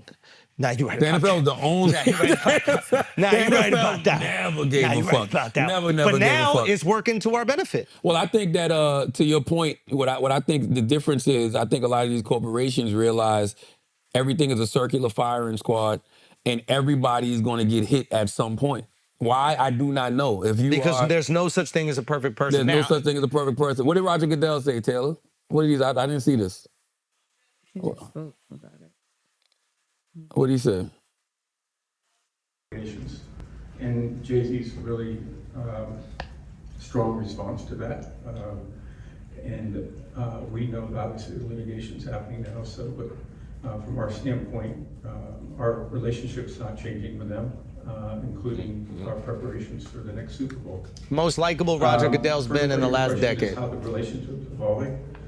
I think they're getting incredibly comfortable with not just the Super Bowl, but other events that they've advised us on, helped us with. They've been helpful in the social justice area to us on many occasions. They've been great partners that have provided a lot of value. See him. By the way, I didn't expect them to part ways. No way. I'll tell you what I hate. I hate that everybody. But this is what they do. The internet. Everybody atting the NFL and saying y'all better drop him. Like, what do y'all get out of that? Like, what happens in your life? How does your life get better if the NFL says, you know what, we don't want to be in business with Jay-Z no more? Like, what does that do for you? Well, imagine you have nothing going on in your life. Clearly. And you have no power whatsoever. And then you get to get $1 billion corporation or $1 trillion corporation, and you get them to bend at your whim. That must be intoxicating for someone who lives in a basement. I want to say something. I'm glad this is what the Brilliant Idiots is for, because we get to have these conversations, long form. There's people out there on the internet that are saying that the media is saying certain things, or the media is bending a certain way because Roc Nation has all this influence on the media. The reason people can say the things they're saying about Jay-Z is because if you know Jay-Z, or if forget everybody else. If you know Jay-Z, you know that's not in his character in any way, shape, or form. But also, what is it? To do that to a girl? Of course not. That allegation, yes. Of course not. But let's even talk about this. And this is what I've been saying, and I've been consistent in this in every situation that's popped up. Not one other peep in fucking 3 decades. But also, this shit is just a grift. And I've said this before on Brilliant Idiots, I said it on Breakfast Club, it's a grift. What they do is they go to these lawyers, the lawyer takes these accusations, puts a lot of sauce on them. They come to you behind the scenes and they say, hey, $20 million shuts this up. Literally, that's what they do. And they go, now, if this allegation comes out, and this is where it's fucked up, if this allegation comes out, even if we lose, you're forever stained. No, Schulz, they don't say if it comes out. They tell you. Oh, we're going to do a press conference. Yeah. We're going to do interviews. They tell you this. So here's the tricky question. And this is something that I'm obviously battling with, right? I have a daughter, so you have 4 daughters. Yep. It's you want to have a system where women who have suffered have the ability to come out and they're protected. You don't want women to feel like they can't voice, use their voice to talk about these horrible experiences they've had, right? You need to protect that. While at the same time, you can't just allow someone to throw an allegation like this at someone as famous and successful as Jay-Z and then tarnish his reputation forever. Because the reality of the matter is, for at least a while, there's going to be jokes about this. People are going to make jokes about it. So now, I don't want to say it, but like now you could argue that there's a tiny little stain in perpetuity for Jay. But it's not jokes because people necessarily believe it. Like even with the Drake Where's shit. the justice? Where's the justice? Call your uncle. What does that mean? Call Uncle Trump and tell him change the laws. So when people make accusations and these accusations aren't true, or people find out these accusations aren't true, or people find out that it's a shakedown, then there's legal consequences like it is in other countries. Now, what can the legal consequence be? If she loses they have laws in other countries, like if you make an accusation and the accusation is not true, there's consequences to it. What happens? They go to jail. So the accuser ends up going to jail for a fake allegation. Now, what if it is? What if the person is deemed innocent, but they haven't convicted the person accusing of actual lying? In other words, there's not enough evidence to convict. I guess you got to find out the person was actually lying. Yeah, that's the truth. Like if they're doing it for malintent, like there could be someone who actually believes that something happened. Like, look, in this scenario, this happened when the girl was 13 years old, like 25 years ago or something like that. We don't even know if there's a girl. Say again? We don't even know if there's a girl. It could That's the other thing they got to stop. If it's anonymous, they should not be able to do this. Preach. If they're anonymous, they should not be able to do this. But John Doe's, Jane Doe's should not be able to do this. So clarify. And Al brought this up yesterday. I thought this was a really interesting point. If you're doing a civil lawsuit, and what civil lawsuit means is for money. The only thing that you could get is money out of a civil lawsuit, which is what this is. It's also way easier to convict somebody on a civil lawsuit. If you're doing a civil lawsuit, Al said you should have to show your face, show who you are, because you're not seeking justice in terms of incarceration. You're seeking justice in terms of financial gain. How can my lawyer defend me against a ghost? Yeah. But who am I writing a check to? But if it was criminal, I do believe in protecting the identity of the you know why? How can my lawyer defend me against a ghost? Well, you know who they are, no? No, I don't. Oh, wow. The lawyer, the opposition That's doesn't why the lawyer is saying you have to. So that's why the lawyer is saying we need to know who this person is. Wait a minute. I'm sorry. In a federal case, the plaintiff would be there. Yeah, and a criminal case, the plaintiff would be there, no? The accuser would be there. Somebody explained to me this morning. Yes, in a criminal case, they would be present in the courtroom. You would know who it is. Yeah, I don't think in a criminal. I don't know if you can remain John Doe or Jane Doe. That's what I'm saying. So, like in a criminal case, you would know, but you can protect the identity. But the opposition, the law firm, can use. No, I'm lying because they still got to go to court. They can't remain anonymous. That's what I'm saying. No, I'm saying in a criminal case, if they got to go to court, they can't remain anonymous. Yeah, right? that's what I'm saying. Okay, so it should be the same, but it should be the same thing civilly. Because who is my lawyer defending me against? What is my lawyer defending me? I still got to prove my client didn't do all of this. We should look up that. Yeah, it is a tricky situation. It's like I just don't think. I think if you're Jane Doe, John Doe, you should not be able to file things to this magnitude. Who am I even writing a check to? Yo, here's another one that's kind of interesting. It's like if we knew who this person's identity was, right? What if we found out throughout their life they accused 20 other people of the exact same thing? Yep. Without knowing their identity, we don't know if they haven't done that. And you know how often that happens? You know how often a lot of these individuals, and then they look and they're like, damn, they did this to 4 or 5 other people. That's what I'm trying to tell you. And by the way, I think that you should listen to all women, but you got to believe all proof. But we also have to understand the era that we're in. This shit is a grift. It really is. Because why would a lawyer contact you and tell you, hey, X, Y, and Z said this.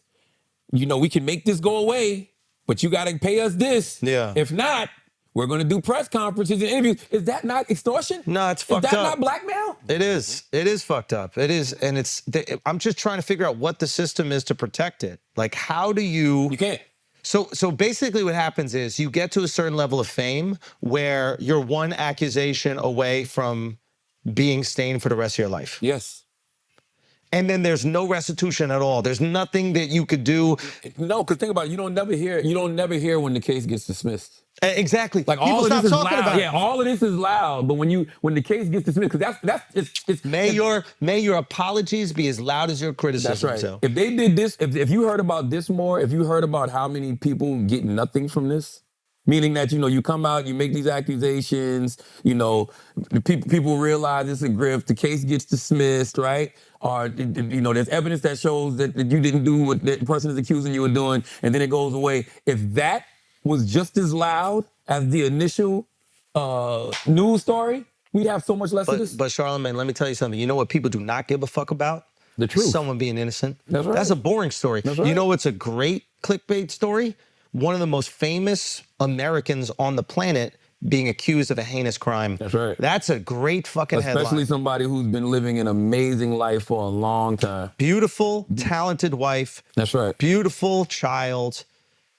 That's right.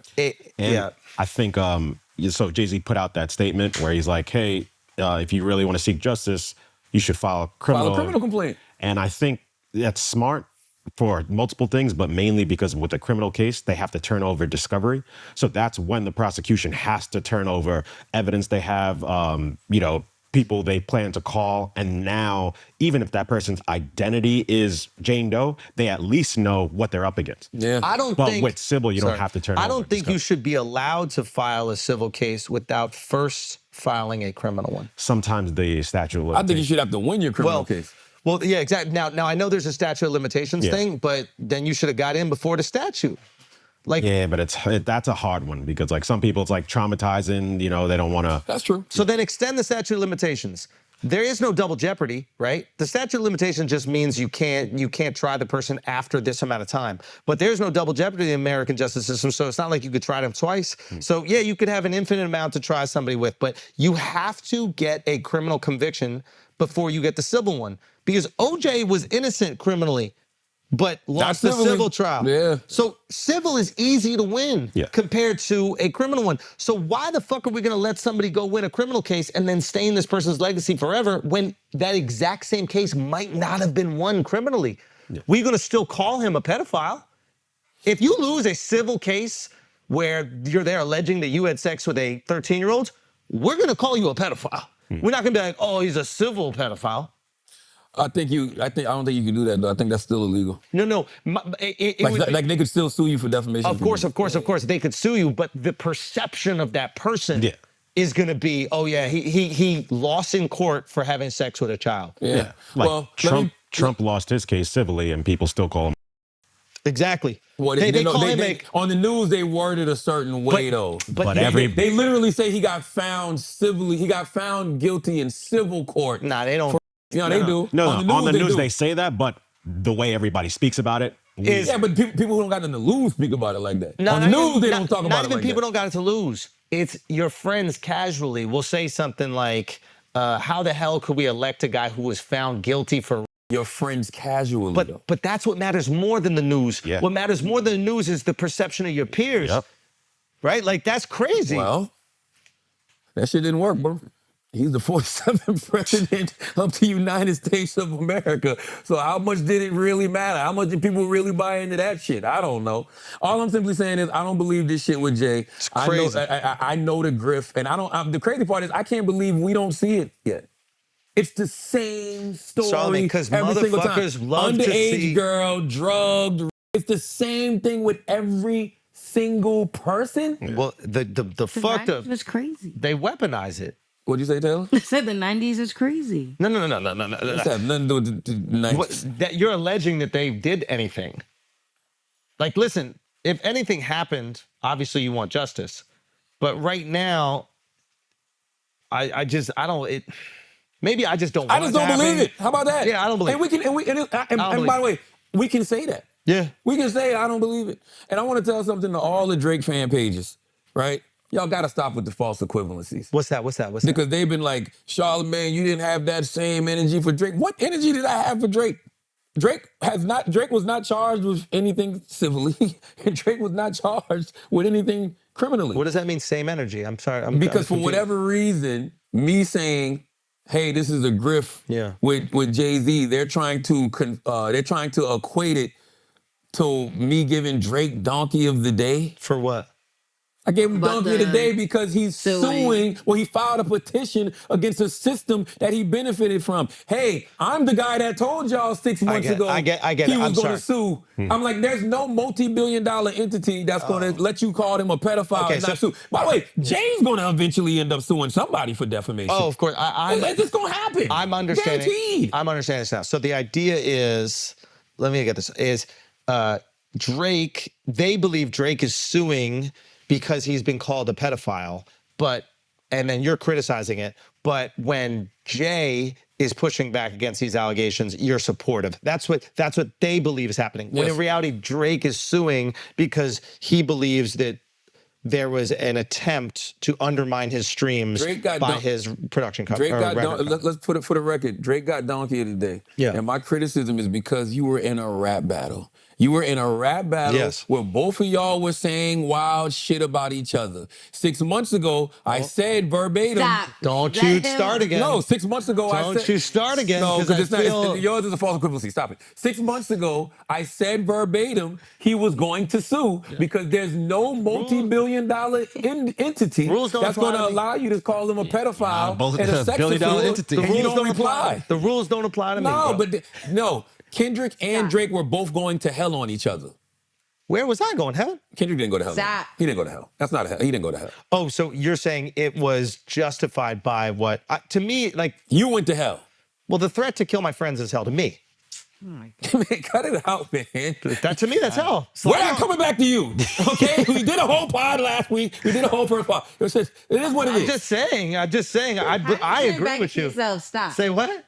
It's not about you. I can't help it. My point is this. I knew Drake was going. Somebody around Drake or Drake was going to take legal action for him being called a pedophile and a sex offender. But my issue with Drake was, number one, it's a rap battle. Number two, you are filing a petition against a system that you benefited from. So it's either one or two things. Either you just are a complete hypocrite, which is fine, right? Like we're all hypocritical about things, or you believe your own hype and you think that you've had all of this success because they didn't put no PEDs in your Gatorade, whether you knew it or not. So I think that your point about the rap beef, I think it makes sense because the reality about this rap beef is neither of them really thought the things that they said about each other. Yeah. Kendrick doesn't really think Drake is a pedophile. I don't know if they do or not. I don't know if they do or not. Yeah, just to get the point out. Yeah. Because Kendrick and Drake did a song together and they went on tour together. Now, I don't think Kendrick would knowingly do a song with and go on tour with someone who's a pedophile. To me, that's disgusting. Well, all that stuff could happen afterwards. So he could start thinking he's a pedophile afterwards, but not before. But the allegation that he's accusing him of, I think happened in 2010. And the pedophile and the tour, the song and the tour they did was 2012. So you can't use the 2010. What was the allegation from 2010? I think it was a girl on stage or something like that. It was from 2010. No, that was way after that. You talking about when I saw that, when he kissed the girl on stage or something? Or something. I forget exactly what it was. But I guess my point is, I don't think Kendrick really believes that Drake, this is my assumption. I don't think he really believes it. Just like I don't think that Drake really believes the horrible things he said about Kendrick and Kendrick's kids and that kind of stuff. I don't think he really believes those things. But it's rap beef, right? Like, I know this might be like shocking to you guys, but like, I don't really believe that I will have sex with Kendrick. I know that's crazy to say, but I don't really believe that, right? You're just saying... Well, it won't happen because they'll beat your ass. Well, they will. But I don't know if you wouldn't have sex with a man. And I think that is what you don't realize. I think you give off more game than you might. Hold on. If I'm gay... All this shit is a hate crime that they talking to me right now. Hold on now, queens. Charla, you did it. Yes, bitch. Yes, bitch. Yes, you come at me, bitch. The rainbows are coming back, bitch. You're gonna lose your MAGA crowd if you do that. You can't be gay, bro. Hey, we gotta get these queers the fuck out of here. That's what we got. Ain't no more yes, bitch, no bitch. Ain't no more bitches. All right, we building a wall around fucking Soho in the West Village. We gonna keep all them. We gonna keep all them little buttfuckers over there. I don't know what the hell these white boys always taking things too far. See? Talking about fornicating these fucking crackers. You gotta appease all audiences. Ain't nothing wrong. What do I say to the liberals? All I'm simply saying is Drake fan pages, stop with the false equivalencies. Like, I don't even put Drake near what Diddy's going through, and I'm not putting Drake what's going through. Guys, with Drake Hov. isn't a fucking pedophile. Cut the shit out. It was an unbelievable smash hit song that had an incredibly catchy lyric. Listen, there's been horrible lyrics that we've all sung together. By the way, It's like it just happens when you're talented at music. You can get people to say things that are horrible out loud. It's incredible. It's a skill. This happens. It's a grift, and it's been going on since the beginning of time. And you'll be surprised about how many people just settle because they don't want the bad press. I go back to Michael Jackson. Johnny Cochran told Michael Jackson, this is a famous line Johnny Cochran told Michael Jackson. He said, do not settle none of these cases. Because if you settle one of them, they all coming. You'll be a bank for the rest of your life. You're 100% right. And that's just is what it is. Nah, because banks make money. You won't be a bank. Yeah, you won't be a bank. I don't know if he said bank. Maybe I got that part wrong. You remember the exact quote? But yes, I understand what you're trying to say. You settle one, they're gonna all come after you. I mean, ATM. You can be a fucking ATM. You're 100% right. But that's the tricky thing. It's like, is the damage already done? I am happy that we're existing now in a time where there is skepticism about accusations and allegations. And you know what's nice about that? That's the idea of the fucking justice system, baby. Innocent until proven guilty. And you should be able to say, I don't believe it. Now, that's all we can say. I can't go no farther than that. Hey. I don't have no evidence. I don't have no proof. I don't have nothing. I'm just saying I don't believe it. Can I ask you a question? Why would any of us want this to be true? Like, you got to be a sick, twisted motherfucker that you're so jealous or you're so hateful towards a dude that you would want him to have sex with a 13-year-old. Wouldn't you rather the girls lying because then there wasn't a 13-year-old raped? Yeah. How much hate do you have or envy do you have for someone that you would rather that had transpired? You got a dark soul if you believe in Welcome to 2024. And by the way, it's going to be like this for the rest of our existence. I think the allegations, just giving allegations on somebody, I think those days where it just stains you forever, I think those days are done for a while. I think pendulums swing, but I think we're swinging away from them. Even the immediate reaction to this, it seems like people are like, nah, it's bullshit. Well, when you say stain you forever, right, it's like this. You're going to have some people who believe it because they want to believe it. Yeah. Because they fucking hate you. You're going to have some people who don't believe it, and you're going to have some people who just really don't give a fuck. And it'll be casual conversation like, yo, didn't such and such happen with such and such? I'm like, that shit wasn't true. And then you keep it moving and going on about your day. Yeah. And that's usually what happens. This shit don't impact your life in any way, shape, or form unless you on some real criminal shit. Yeah. And now you in jail like Diddy, right? Yeah. Now Diddy got fucking anonymous people on CNN with the black screen in front of them talking about getting sodomized at all white parties. Did you see that shit? I thought it was Chris. No bullshit. Pull it up, Taylor. Listen to the voice. Listen to the voice. That shit was Listen crazy. to the voice, and he's got glasses on. Like, glasses on? Bro, watch the video. Watch the video, because I sent it to y'all, and I was like, something's up here. Don't put that on Chris. Charlotte, No, I don't think. I mean, Chris is involved. This is crazy. I'm shocked CNN ran with this. I mean, god damn. Okay, let's read the headline first. This is Hollywood Unlocked. Somebody sat with Elizabeth Wagmeister, CNN correspondent. CNN sits with Diddy accuser as he speaks out for the first time on his sexual assault allegations. Let's hear what he had to say. You were hired by a security firm to a John Doe, work by the security way. at one of the infamous white parties that was thrown by Sean Combs in the Hamptons. What was that experience like? At first, he was incredibly friendly. That's not very Chris. gracious. That's not Chris. You had a friend Tell me that's not Chris. That's the pod part. Pause, stop. Pause it right now. Pause it right now. We should have paused this whole video. Pause it. Hold on. Okay. Chris, can you say at first he was incredibly friendly and gracious? At first, he was incredibly. Oh my God, Chris! Why you didn't tell us? I could have wrote a great story for you if he was gonna go for the grift. Can I tell you something honestly? Chris is the only person that didn't laugh at that Diddy joke I did. He's the only person who was like, defending, he was like, that's a little insensitive. He said, that's a little insensitive. Isn't that interesting? Don't put that on Chris, man. Nah, I'm fucking with you. Go. Let me hear it. At some point later in the night, Sean Combs himself offered you a drink. This didn't come from staff or someone holding a tray of drinks. It came from him directly. Correct. The first drink started to have some effect on me, and I just thought, wow, these are really strong drinks. Bro. It wasn't until the second drink, and it was already too late, that I realized that there was something wrong with the drinks. Sadly, Charlamagne, come on. Can you hear his story? Give him. I've listened to this 5 times. Can you hold space? Watching from some sort of vantage point. And once I was in a helpless position, and he was sure To work security. Sean Combs was waiting in the wings. He was watching from some sort of vantage point. And once I was in a helpless position, and he was sure that he was in a position of power, then he took advantage of the situation. You allege that you were forcibly pushed into an SUV by Sean Combs. That act alone, according to your lawsuit, left you in considerable pain. And then once inside the vehicle, your lawsuit says plaintiff was held down by Combs, who overpowered him while he struggled to escape due to the effects of the drugs in his system. And it goes on to say that he sodomized you. I was screaming. I'll tell you one thing, man. If you get sodomized wearing all white, I know that leaves a stain. Oh my God. What? I'm just saying. I mean, that's just common sense. Yo, these jokes are not allowed. What's the law? I'm These just saying, jokes are not that's just common Hey, sense. bro, these are not funny, bro. That joke is not common funny. sense, though. That Like, joke's not funny, bro. I'm not trying to make a joke. I'm making an observation. That's a common sense thing. All white, bro? Nah. I don't know, man. You guys are crazy. What?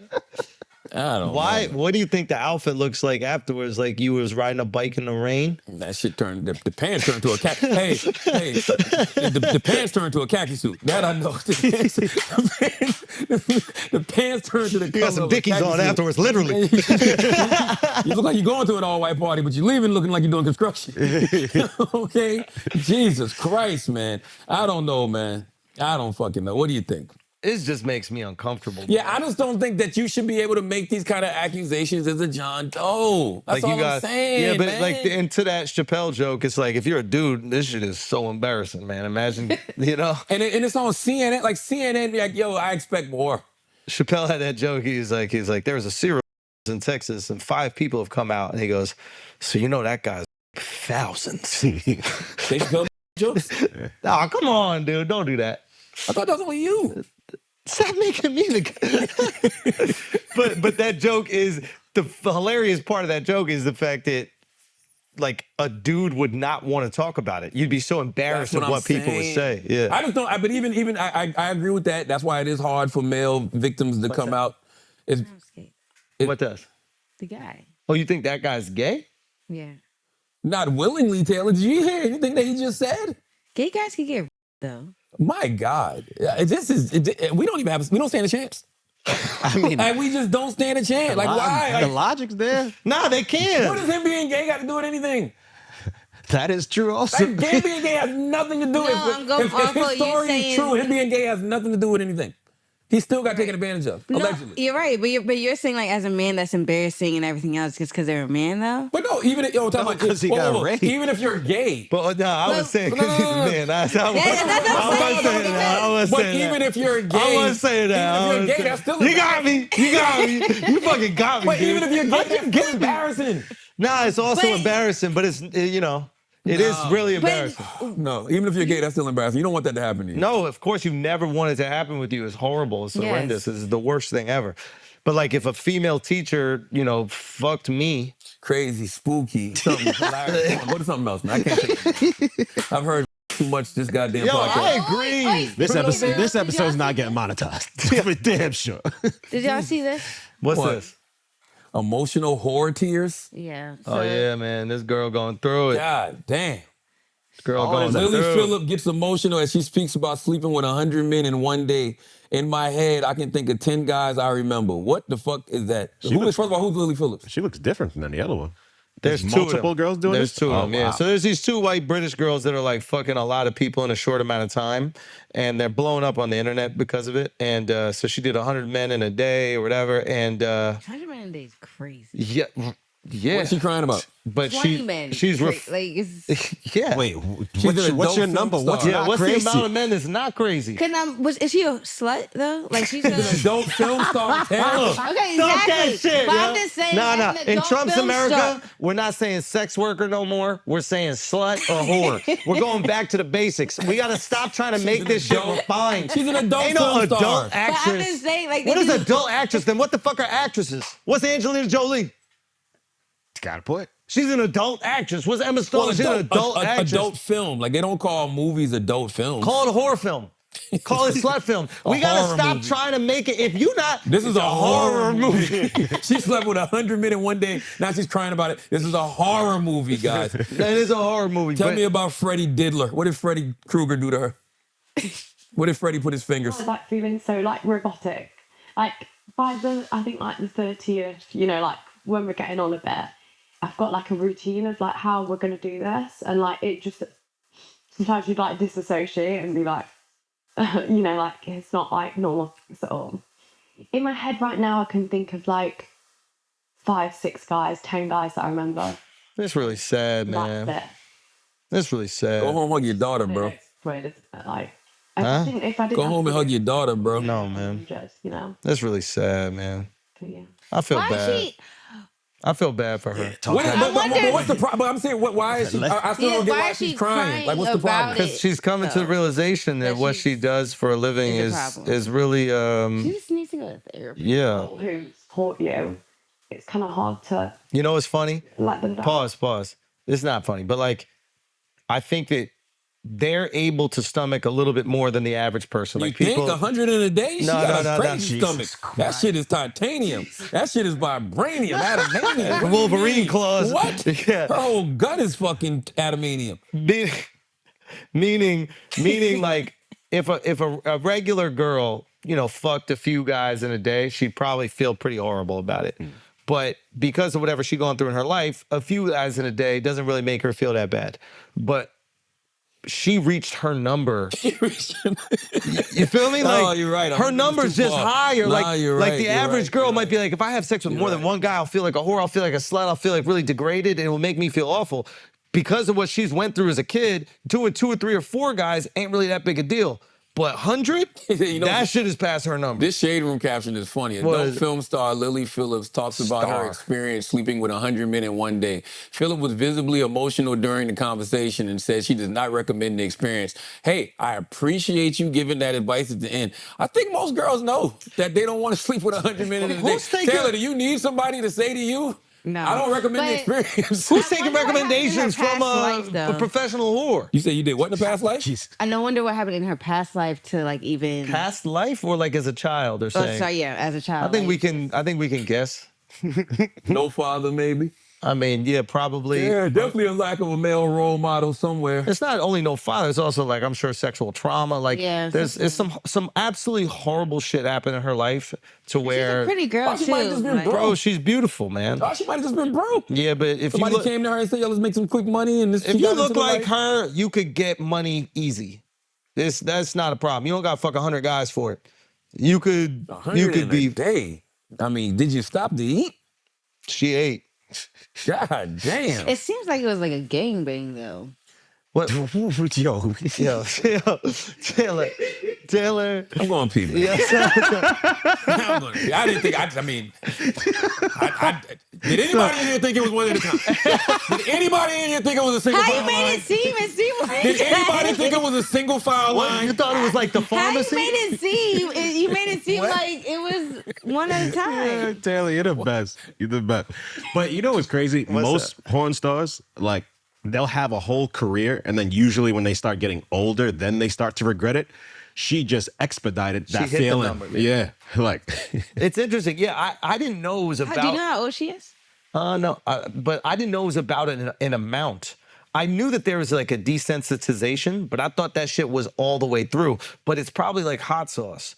You know how like can you eat hot sauce? not really. So I can't either. Yeah. So a little hot sauce makes me go, oh shit, that's really hot. Yeah. But even like, She's 23. yeah. So even like someone from Mexico that grew up having like the most hottest jalapenos or whatever, eventually there's a hot sauce that even they go, I can't do that shit. That one chip challenge or whatever. So that's probably the same thing with sex. You're just more desensitized than the average person, but there's a number where you go, ugh, I feel gross. I don't feel like I respect myself. And she hit it. She was thinking about the title because like 73 wouldn't have slapped.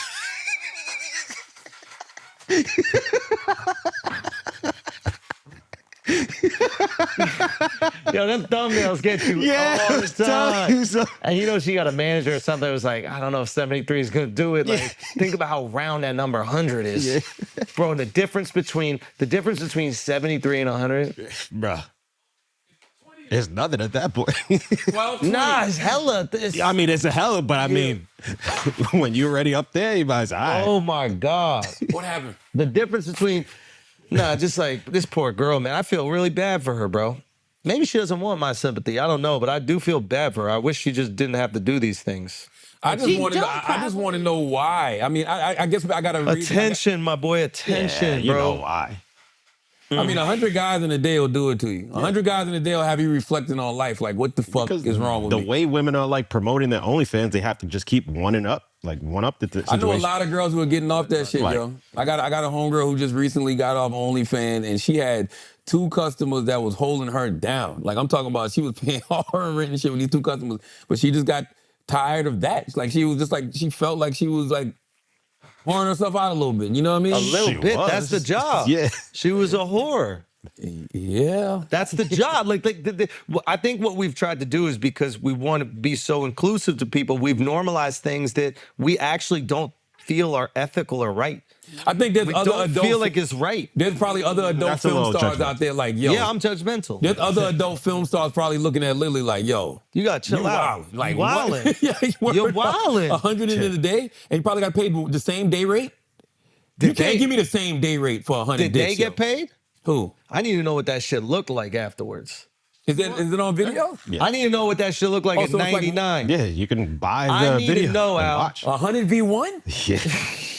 They got the 100 v1 They got the 100 v1, bro. We might need to buy that. Taylor's not really that wrong because it was like kind of one at a time. I did some research, and then it was taking too long, so then she started taking like 2 and 3 at a time. But originally she started Everything with one at a vaginal, time. or some guys just got to suck. Damn, I need her working at Not the Crystal. not all the dudes finish. Most of the dudes didn't even finish. That don't count. I need her working at my fast food joint. No, why? 24 hours. She making that line go by fast. Yeah, she got it. She got it. No, for real. I need that line to move, Damn, baby. I thought you trying to get the customers blowjobs. What you doing? That line to move. She got that. That's, you need that. We need that line to You move. need that. Let's pay some bills to come back and do some Asking Idiots, Taylor gang. Well, speaking of, Taylor with the greatest transition in advertising history.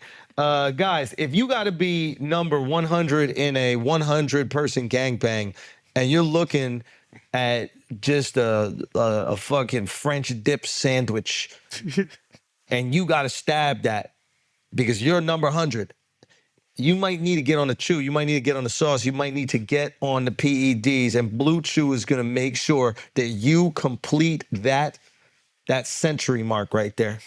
Now, it's also used for people who just want to have normal sex and they want to rock their girl's world. Hardest dick you'll ever have in your life. Same active ingredients inside Viagra, Cialis, but this is the chew, the one that we rock with, the one that you're going to get rocked with. You go to bluechew.com, use the promo code IDIOT so you can get your first month free. All you got to do is pay $5 shipping. Now, let's get back to the show. All right, I also want to take a break to tell y'all about GoPuff, man. You trying to get some cheap essentials? Yeah, GoPuff delivers all of your daily essentials in as little as 15 minutes, and they are giving all of the Brilliant Idiots fans a special deal to curb the inflation, okay? You don't got to wait until Trump gets in office or whoever for groceries to come down. Brilliant Idiots got you right now. $2 organic eggs, $2 bread, $10 Tide Pods, and much more are all at your fingertips with GoPuff's cheapest on the planet pricing that will hook you guys up for your day-to-day goods, okay? GoPuff is faster, cheaper, and more reliable than other apps because they own all the inventory and deliver direct to you. No middleman or unnecessary markups. So if you want to save money for all your needs, download the GoPuff app and use promo code IDIOTS at checkout to save $20 on your order. That's GoPuff in the App Store with promo code IDIOTS to save $20 on your orders. Minimum order value applies. Let's get back to the show. Let's do some Asking Idiots. Taylor Gang. Taylor Gang. We miss anything, Taylor? We miss anything? Y'all don't want to talk about Floyd Mayweather? Yeah, nothing happened with that. You said what? Let's do Ask an Idiot. Floyd. Let's just do Ask an Idiot. Yeah, girl, Caitlyn acknowledged her white privilege. Oh, you know what? I do want to say something real quick about the Mayweather thing. Floyd Mayweather, he was in London and an angry mob of anti-Israel protesters pressed him. Right? I think that they pressed him about his support of Israel, and Mayweather said he loves Israel, he loves Jewish people, whatever. So they got into a confrontation. The reason I found this video interesting is because you have people, right? And I've been seeing this since the election was over. You'll have people saying things like, "I'm not talking to no Trump supporters. If you voted for Trump, I'm not speaking to you no more. You're not invited to Christmas dinner, couldn't come to Thanksgiving dinner. Fuck y'all. I ain't rocking with y'all no more." And what I was saying to people when I was on the Young Turks the other night, and I said this as well, and it works for the other side too. I voted for Vice President Kamala Harris. She was part of the Biden-Harris administration.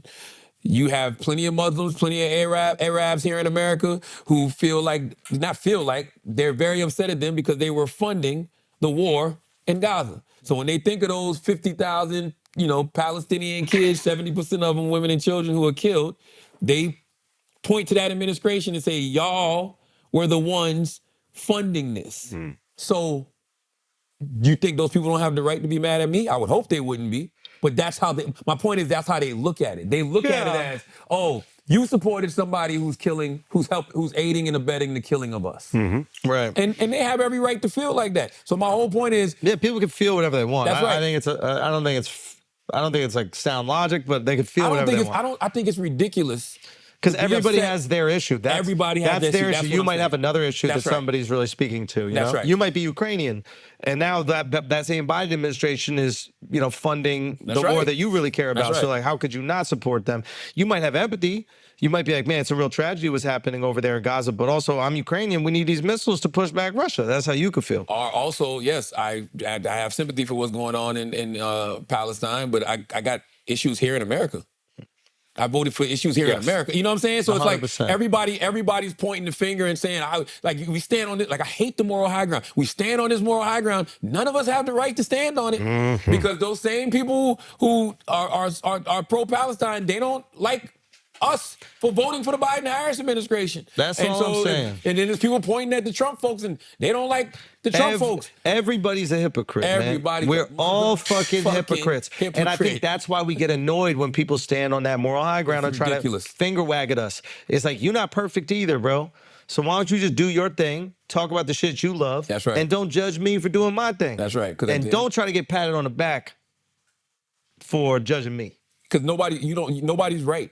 Exactly. I ain't shit. You ain't shit. We all ain't shit. We're trying to do our best, Everybody's trying to do their best. We're trying to do our best. I'm not pressing nobody for who they voted for. I'm not going to stop talking to somebody because of who they voted for, because guess what? Somebody could do the same exact thing to me. You know what I mean? I almost stopped talking to you. Shut up, man. I did. Shut up. I almost stopped talking to you for your vote. I did. You're a liar. You're a liar. You're a liar. Bro. Do you know that politics almost divided this podcast? Never. Do you know that politics almost destroyed us? By the way, this are we the only two people? We are what America should be. We agree. Listen, we agree. We disagree. If you've been listening to this podcast for 11 years, we check each other, right, when we need to be checked. And if we and that's like, this is I hate you new motherfuckers that are new here. That's all I want to tell you. I really don't like you, okay? Leave us the fuck alone. Leave us OG brilliant idiot listeners, everybody that's been riding brilliant years. You know what? Y'all get it. We getting merch for y'all. Just y'all. Just for y'all. I'm going to get merch, and I'm going to buy it and give away a bunch of it at first. That's what Just I'm how talking much about. I appreciate But how do we our prove listeners. that they've been watching for like 7 years or something Trivia like questions. that? There we go. Trivia questions. There we go. Trivia questions. In the purchasing thing for the... Yes. Yeah, You know, yeah, we've been that's doing this good. 11 years. That's Trivia good. questions. No, because you're right. They grew up with us, so they know who we are. Yes. They've known our little battles. They've known the things that we went through. Yes. And where we really got to understand how we think about the world. So when we say shit, they're not surprised. But we also do have to understand that, like, the internet, the people who don't know us, they don't know the ethos of this show. I don't give a fuck. Now we talking about them people Now we who talking. don't know us. Now we talking. Why do we care so much Now about we people talking. who don't know Now us? we talking. Why do we care so They much? not like us. They not like us. I don't know what you're trying to do. No, I'm just saying they not like us. They not like us. I don't know what you're trying to do, but I don't care about. They not like us. I don't care about the people who don't support me. Why can't I even say a great song? It's a great song. We're different. They not like us. You have people on this planet who are committed to misunderstanding you no matter what. Why do I care about them? By the way, I'm gonna tell you why I do appreciate them. Talk to me. Because the algorithm don't know the difference. The algorithm don't know the fucking difference. Charlotte, don't tell them that. Don't tell them that. Don't tell them. They can't help themselves. Don't tell them. Don't tell them. They can't help themselves. They can't. I dare you not to say something about me. I dare you. I dare you not to say something about me. Hey, Just try it. You ready for the Don't YouTube tweet title? nothing. You ready Don't for the YouTube repost title? nothing. Don't do nothing. Don't Charlamagne dares me not to say anything about him. That's the YouTube title you're gonna see this week. Don't say nothing on your podcast, on your YouTube show. I dare you. I dare you. And by the way, if you don't, I'll be happy. But I don't think you can. Prove me wrong. They can't, bro. And hey, you know what? Maybe we should be grateful that they're so invested in our life. I love it. And listen, I don't know why, but for whatever reason, we just keep giving them shit to be mad about. Why would we do that? I don't even be trying. I be minding my goddamn business. I really be cool. Y'all some crazy motherfuckers. Yeah, you really not. I'm not crazy no more. I used to be. You know what? Look at how she, look at how she left. I used to be crazy. The you know what it delusion of both is? of y'all This is what it crazy. is. Can I tell you what it is? It's that we've been doing this shit for so long that we're not pretending. Like, you know when you go on to some of those shows, like a CNN or whatever shows, like everybody knows what they should say. Fox too. Everybody knows what they should say. So they say different versions of what they should say. But there's really nobody telling us what to say here. So we say how we actually feel. And when you say how you actually feel, people are shocked that it was said out loud and recorded. Listen, I want to continue to create businesses, continue to provide jobs and opportunities for people. I want to be out here doing my mental health advocacy. That's what I'm on. I'm 46 years old, man. I was born in 1978. I want to be a great father, a great husband, a great friend.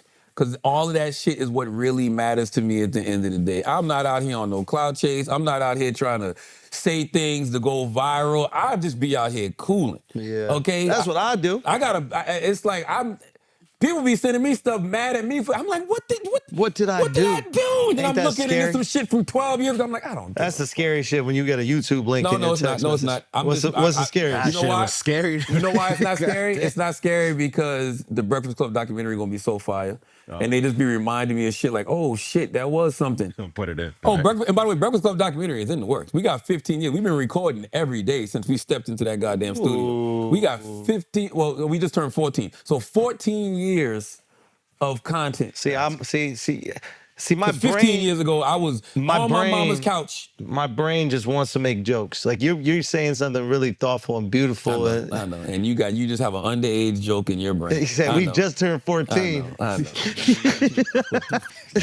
Relax. Relax. I just wanted y'all to see that he turned his life over too.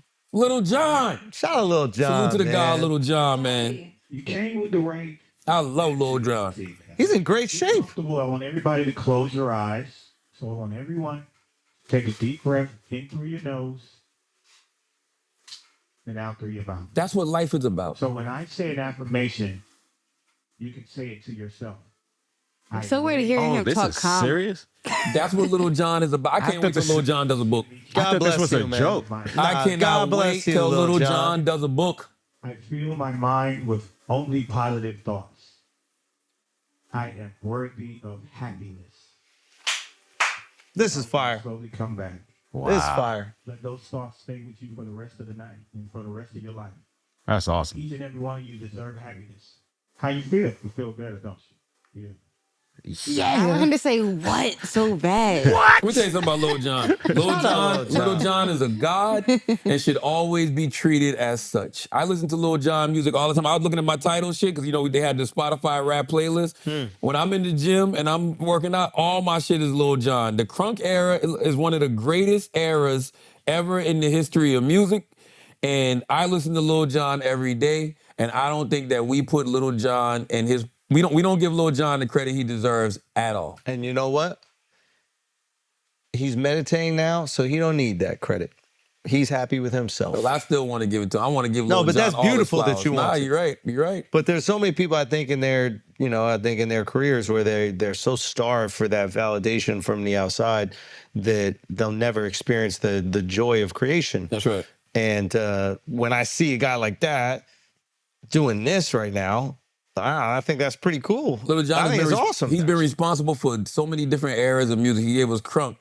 He gave us snap. Yeah. He gave us the fist pump shit. Like this guy is incredible. Yeah. Lil Jon is literally one of the greatest producers, not even just hip hop, just one of the greatest producers of all time. Yeah. And for him to be able to tap into so many different genres, that was one of the first times to me that comedy and hip hop combined. When Dave Chappelle started mocking Lil Jon, not mocking, but doing the sketches of Lil Jon. Yes. And it's like, it took Lil Jon to a whole other level. Yeah, embracing it and not being like offended by it. I think Lil Jon is, this guy will not stop trying to prove a point. I think Lil Jon is. He was serious. No, because there's certain people get made fun of, but like there's a characterization of them, and it's like a lot of people don't like impressions of themselves. This is a very common thing with famous people. Yeah. But like embracing it and having fun with it, I think is very likable. I think Chappelle is the reason Lil Jon was able to cross over. Oh yeah.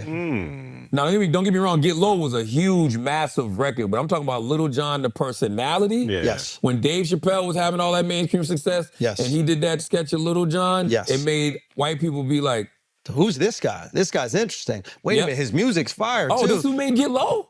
And then they got into everything else. And Lil Jon was so smart because then he started coming with the fist bump Oh record. yeah. And he was out of here. All right, let's do some Asking Idiots. Samboy530 says, how much funnier would Schulz be if he were fat or short? Man, I hope we never find out. I hope we never find out, bro. I'm not trying to be fat or short.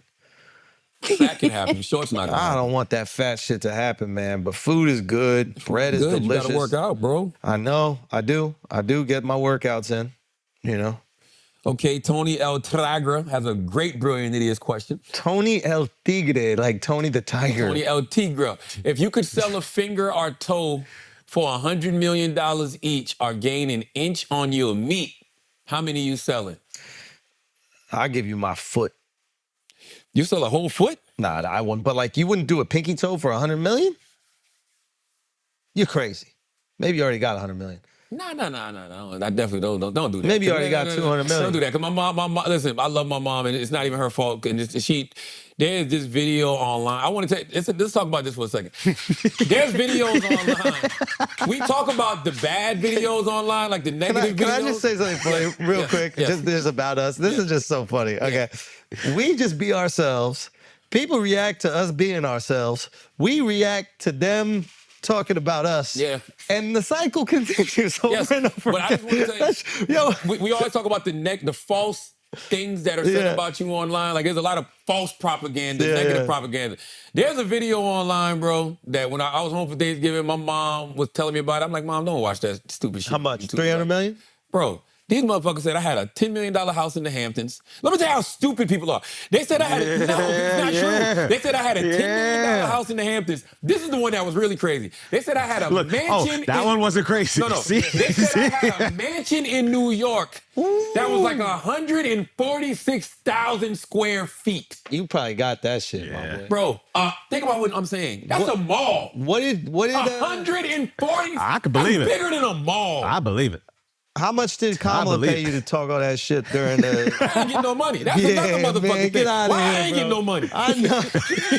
I should have got paid. Why the fuck Roland Martin and Reverend Al and all of them got all You want money? me to talk to Uncle Donnie, bro? No. Because we're going to get him that third term. We could use you. We could use you for that third term. You ain't get paid neither. Yo, but for the third term, maybe we get a little couple scratches. Maybe we get some scratches. You I know would what I mean? never take a check. They for gonna pay me in politics. protection. I got Secret Service protection. Did you know that now? That shit ain't gonna help. I would never take. I would. Yo. That's true. They do leave some gaps. Every now and then. That shit ain't They gonna leave help.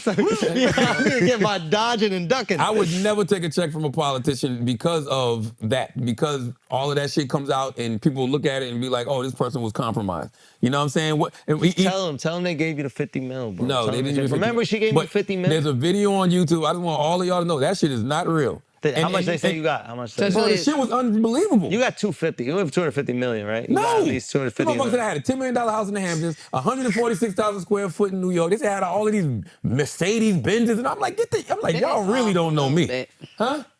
Nothing. Yo, you've been making money for a long time, bro. I'm not. You've I'm been doing it. famous No, and I'm not. successful God for a is long good. God is time. good. God is good. I have not. Kamala cut you that check. She got you that private house in Anguilla. We all know that. She bought you the house in Anguilla. I would have loved that.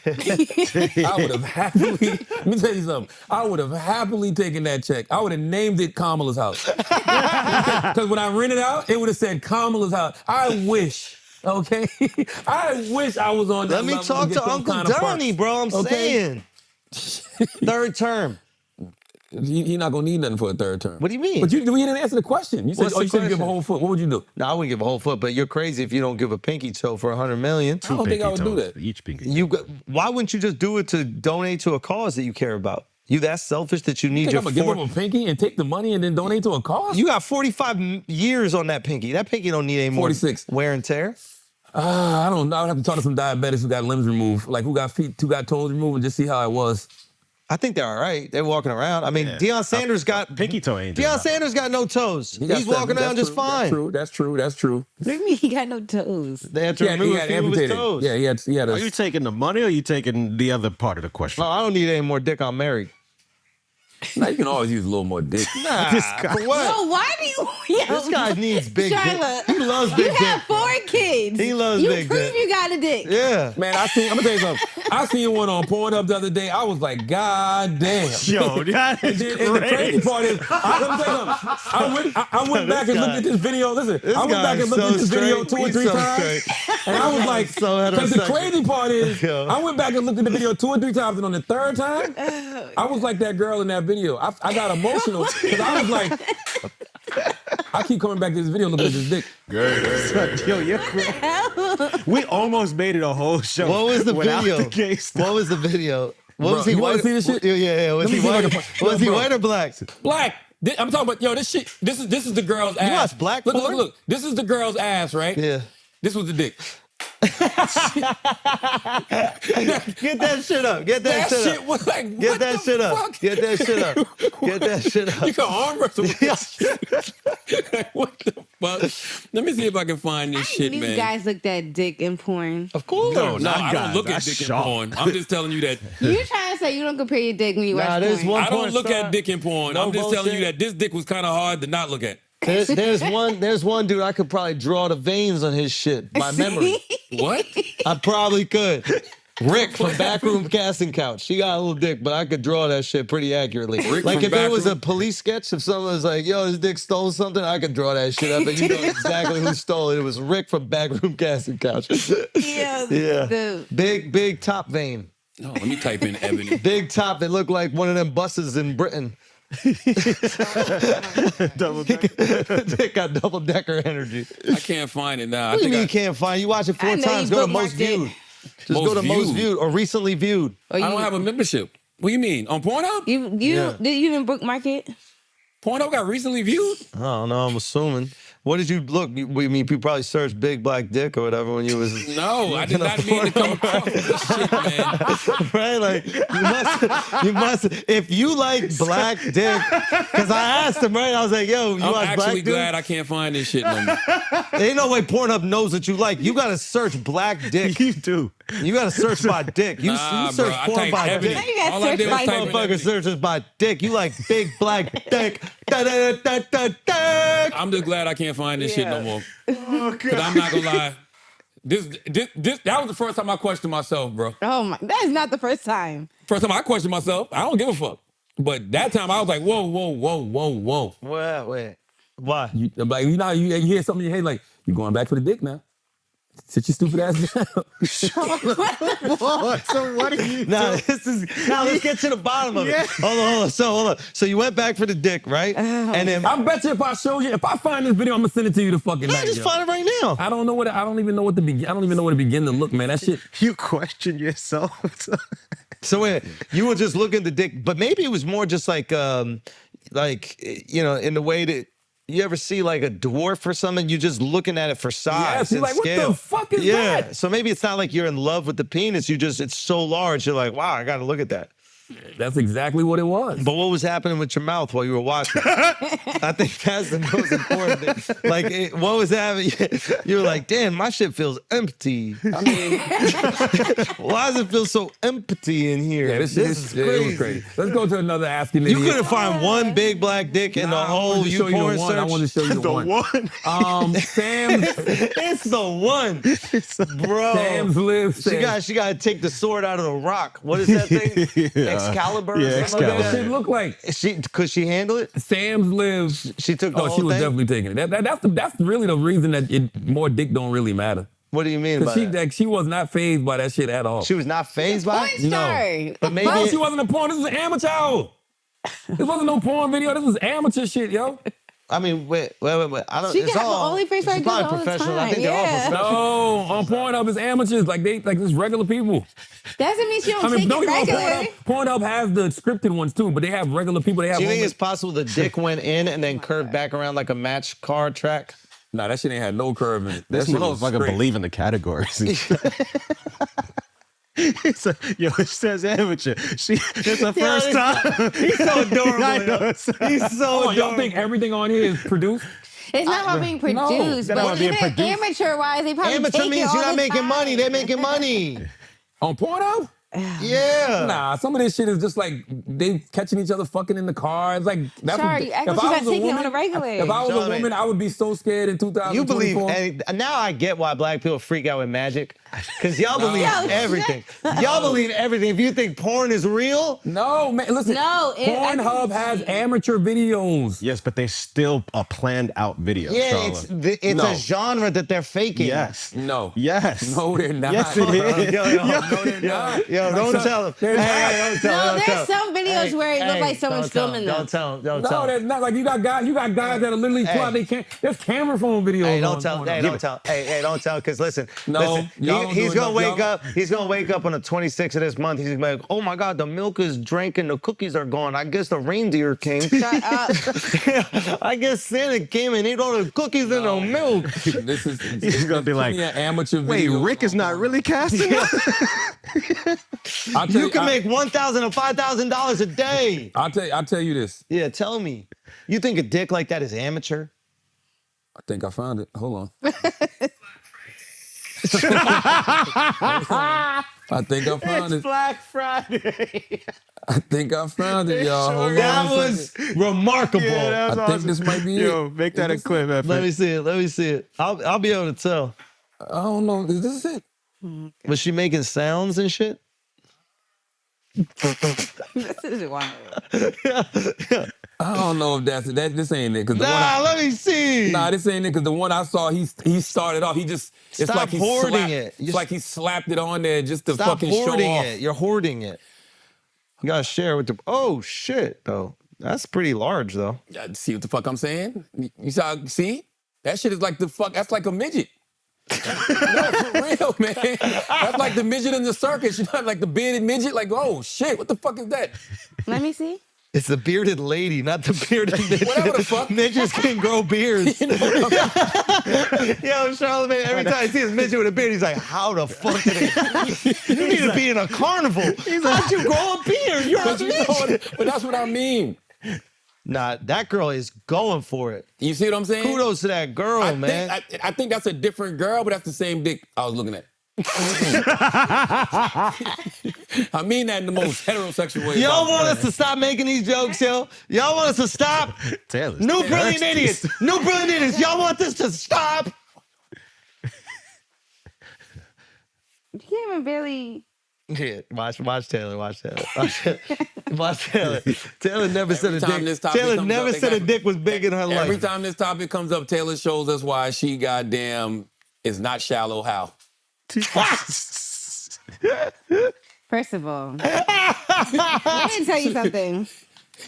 I got into a defensive posture. Let me tell you something. Yeah. If this is the first big dick you ever seen, Give me my phone back. Yo. What kind of question is that? Great. This is great. Grown ass straight man, okay? Hold on.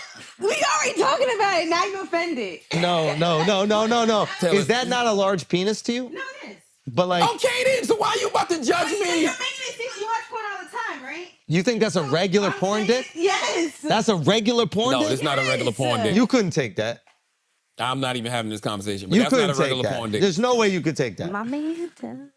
Oh, we didn't even talk about that. Oh yeah. Roger from No. Rawway, Hey, you who said we drives a could. Range No. Rover, got a You ruler. said- Roger from Rawway, who drives a Range Rover, got a ruler. Are you saying? Are you telling me that Roger from Rawway, who has a Range Rover and voted Republican, got a ruler? She not saying no. He got a I'm ruler. not saying no. Come on, let's do some asking idiots. Who's more loved in their respective environments? Trump at UFC or Kendrick in LA? That's a great question. That is a great question. I think that is that might be equivalent. I would say Kendrick in the whole West Coast. I don't know about that, bro. Yeah, bro. Yeah. You gonna find out. Hold on. Yo,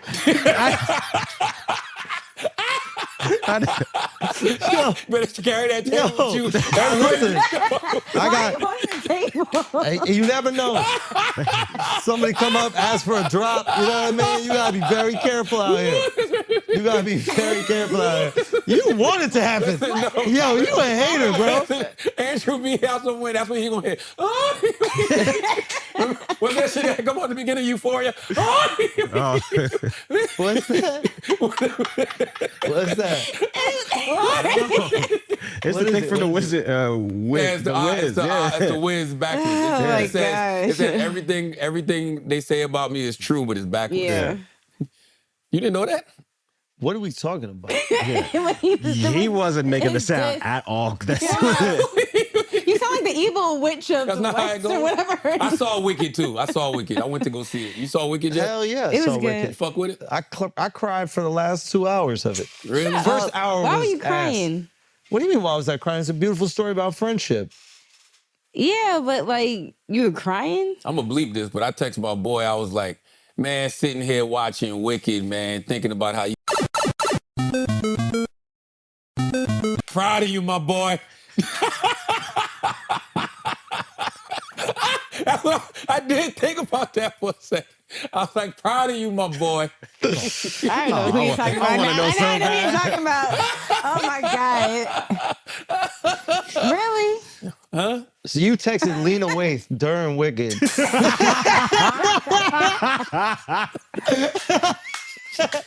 I hate you so much. As always, if you listen to this podcast, you think we're smart, you think we're intelligent, you think we're brilliant. You're absolutely right. Oh But if you my listen to this God. podcast, you think we're just a couple idiots, you don't know shit, you're right too. It's the Brilliant Idiots Podcast. Thank you for listening, man. Wait.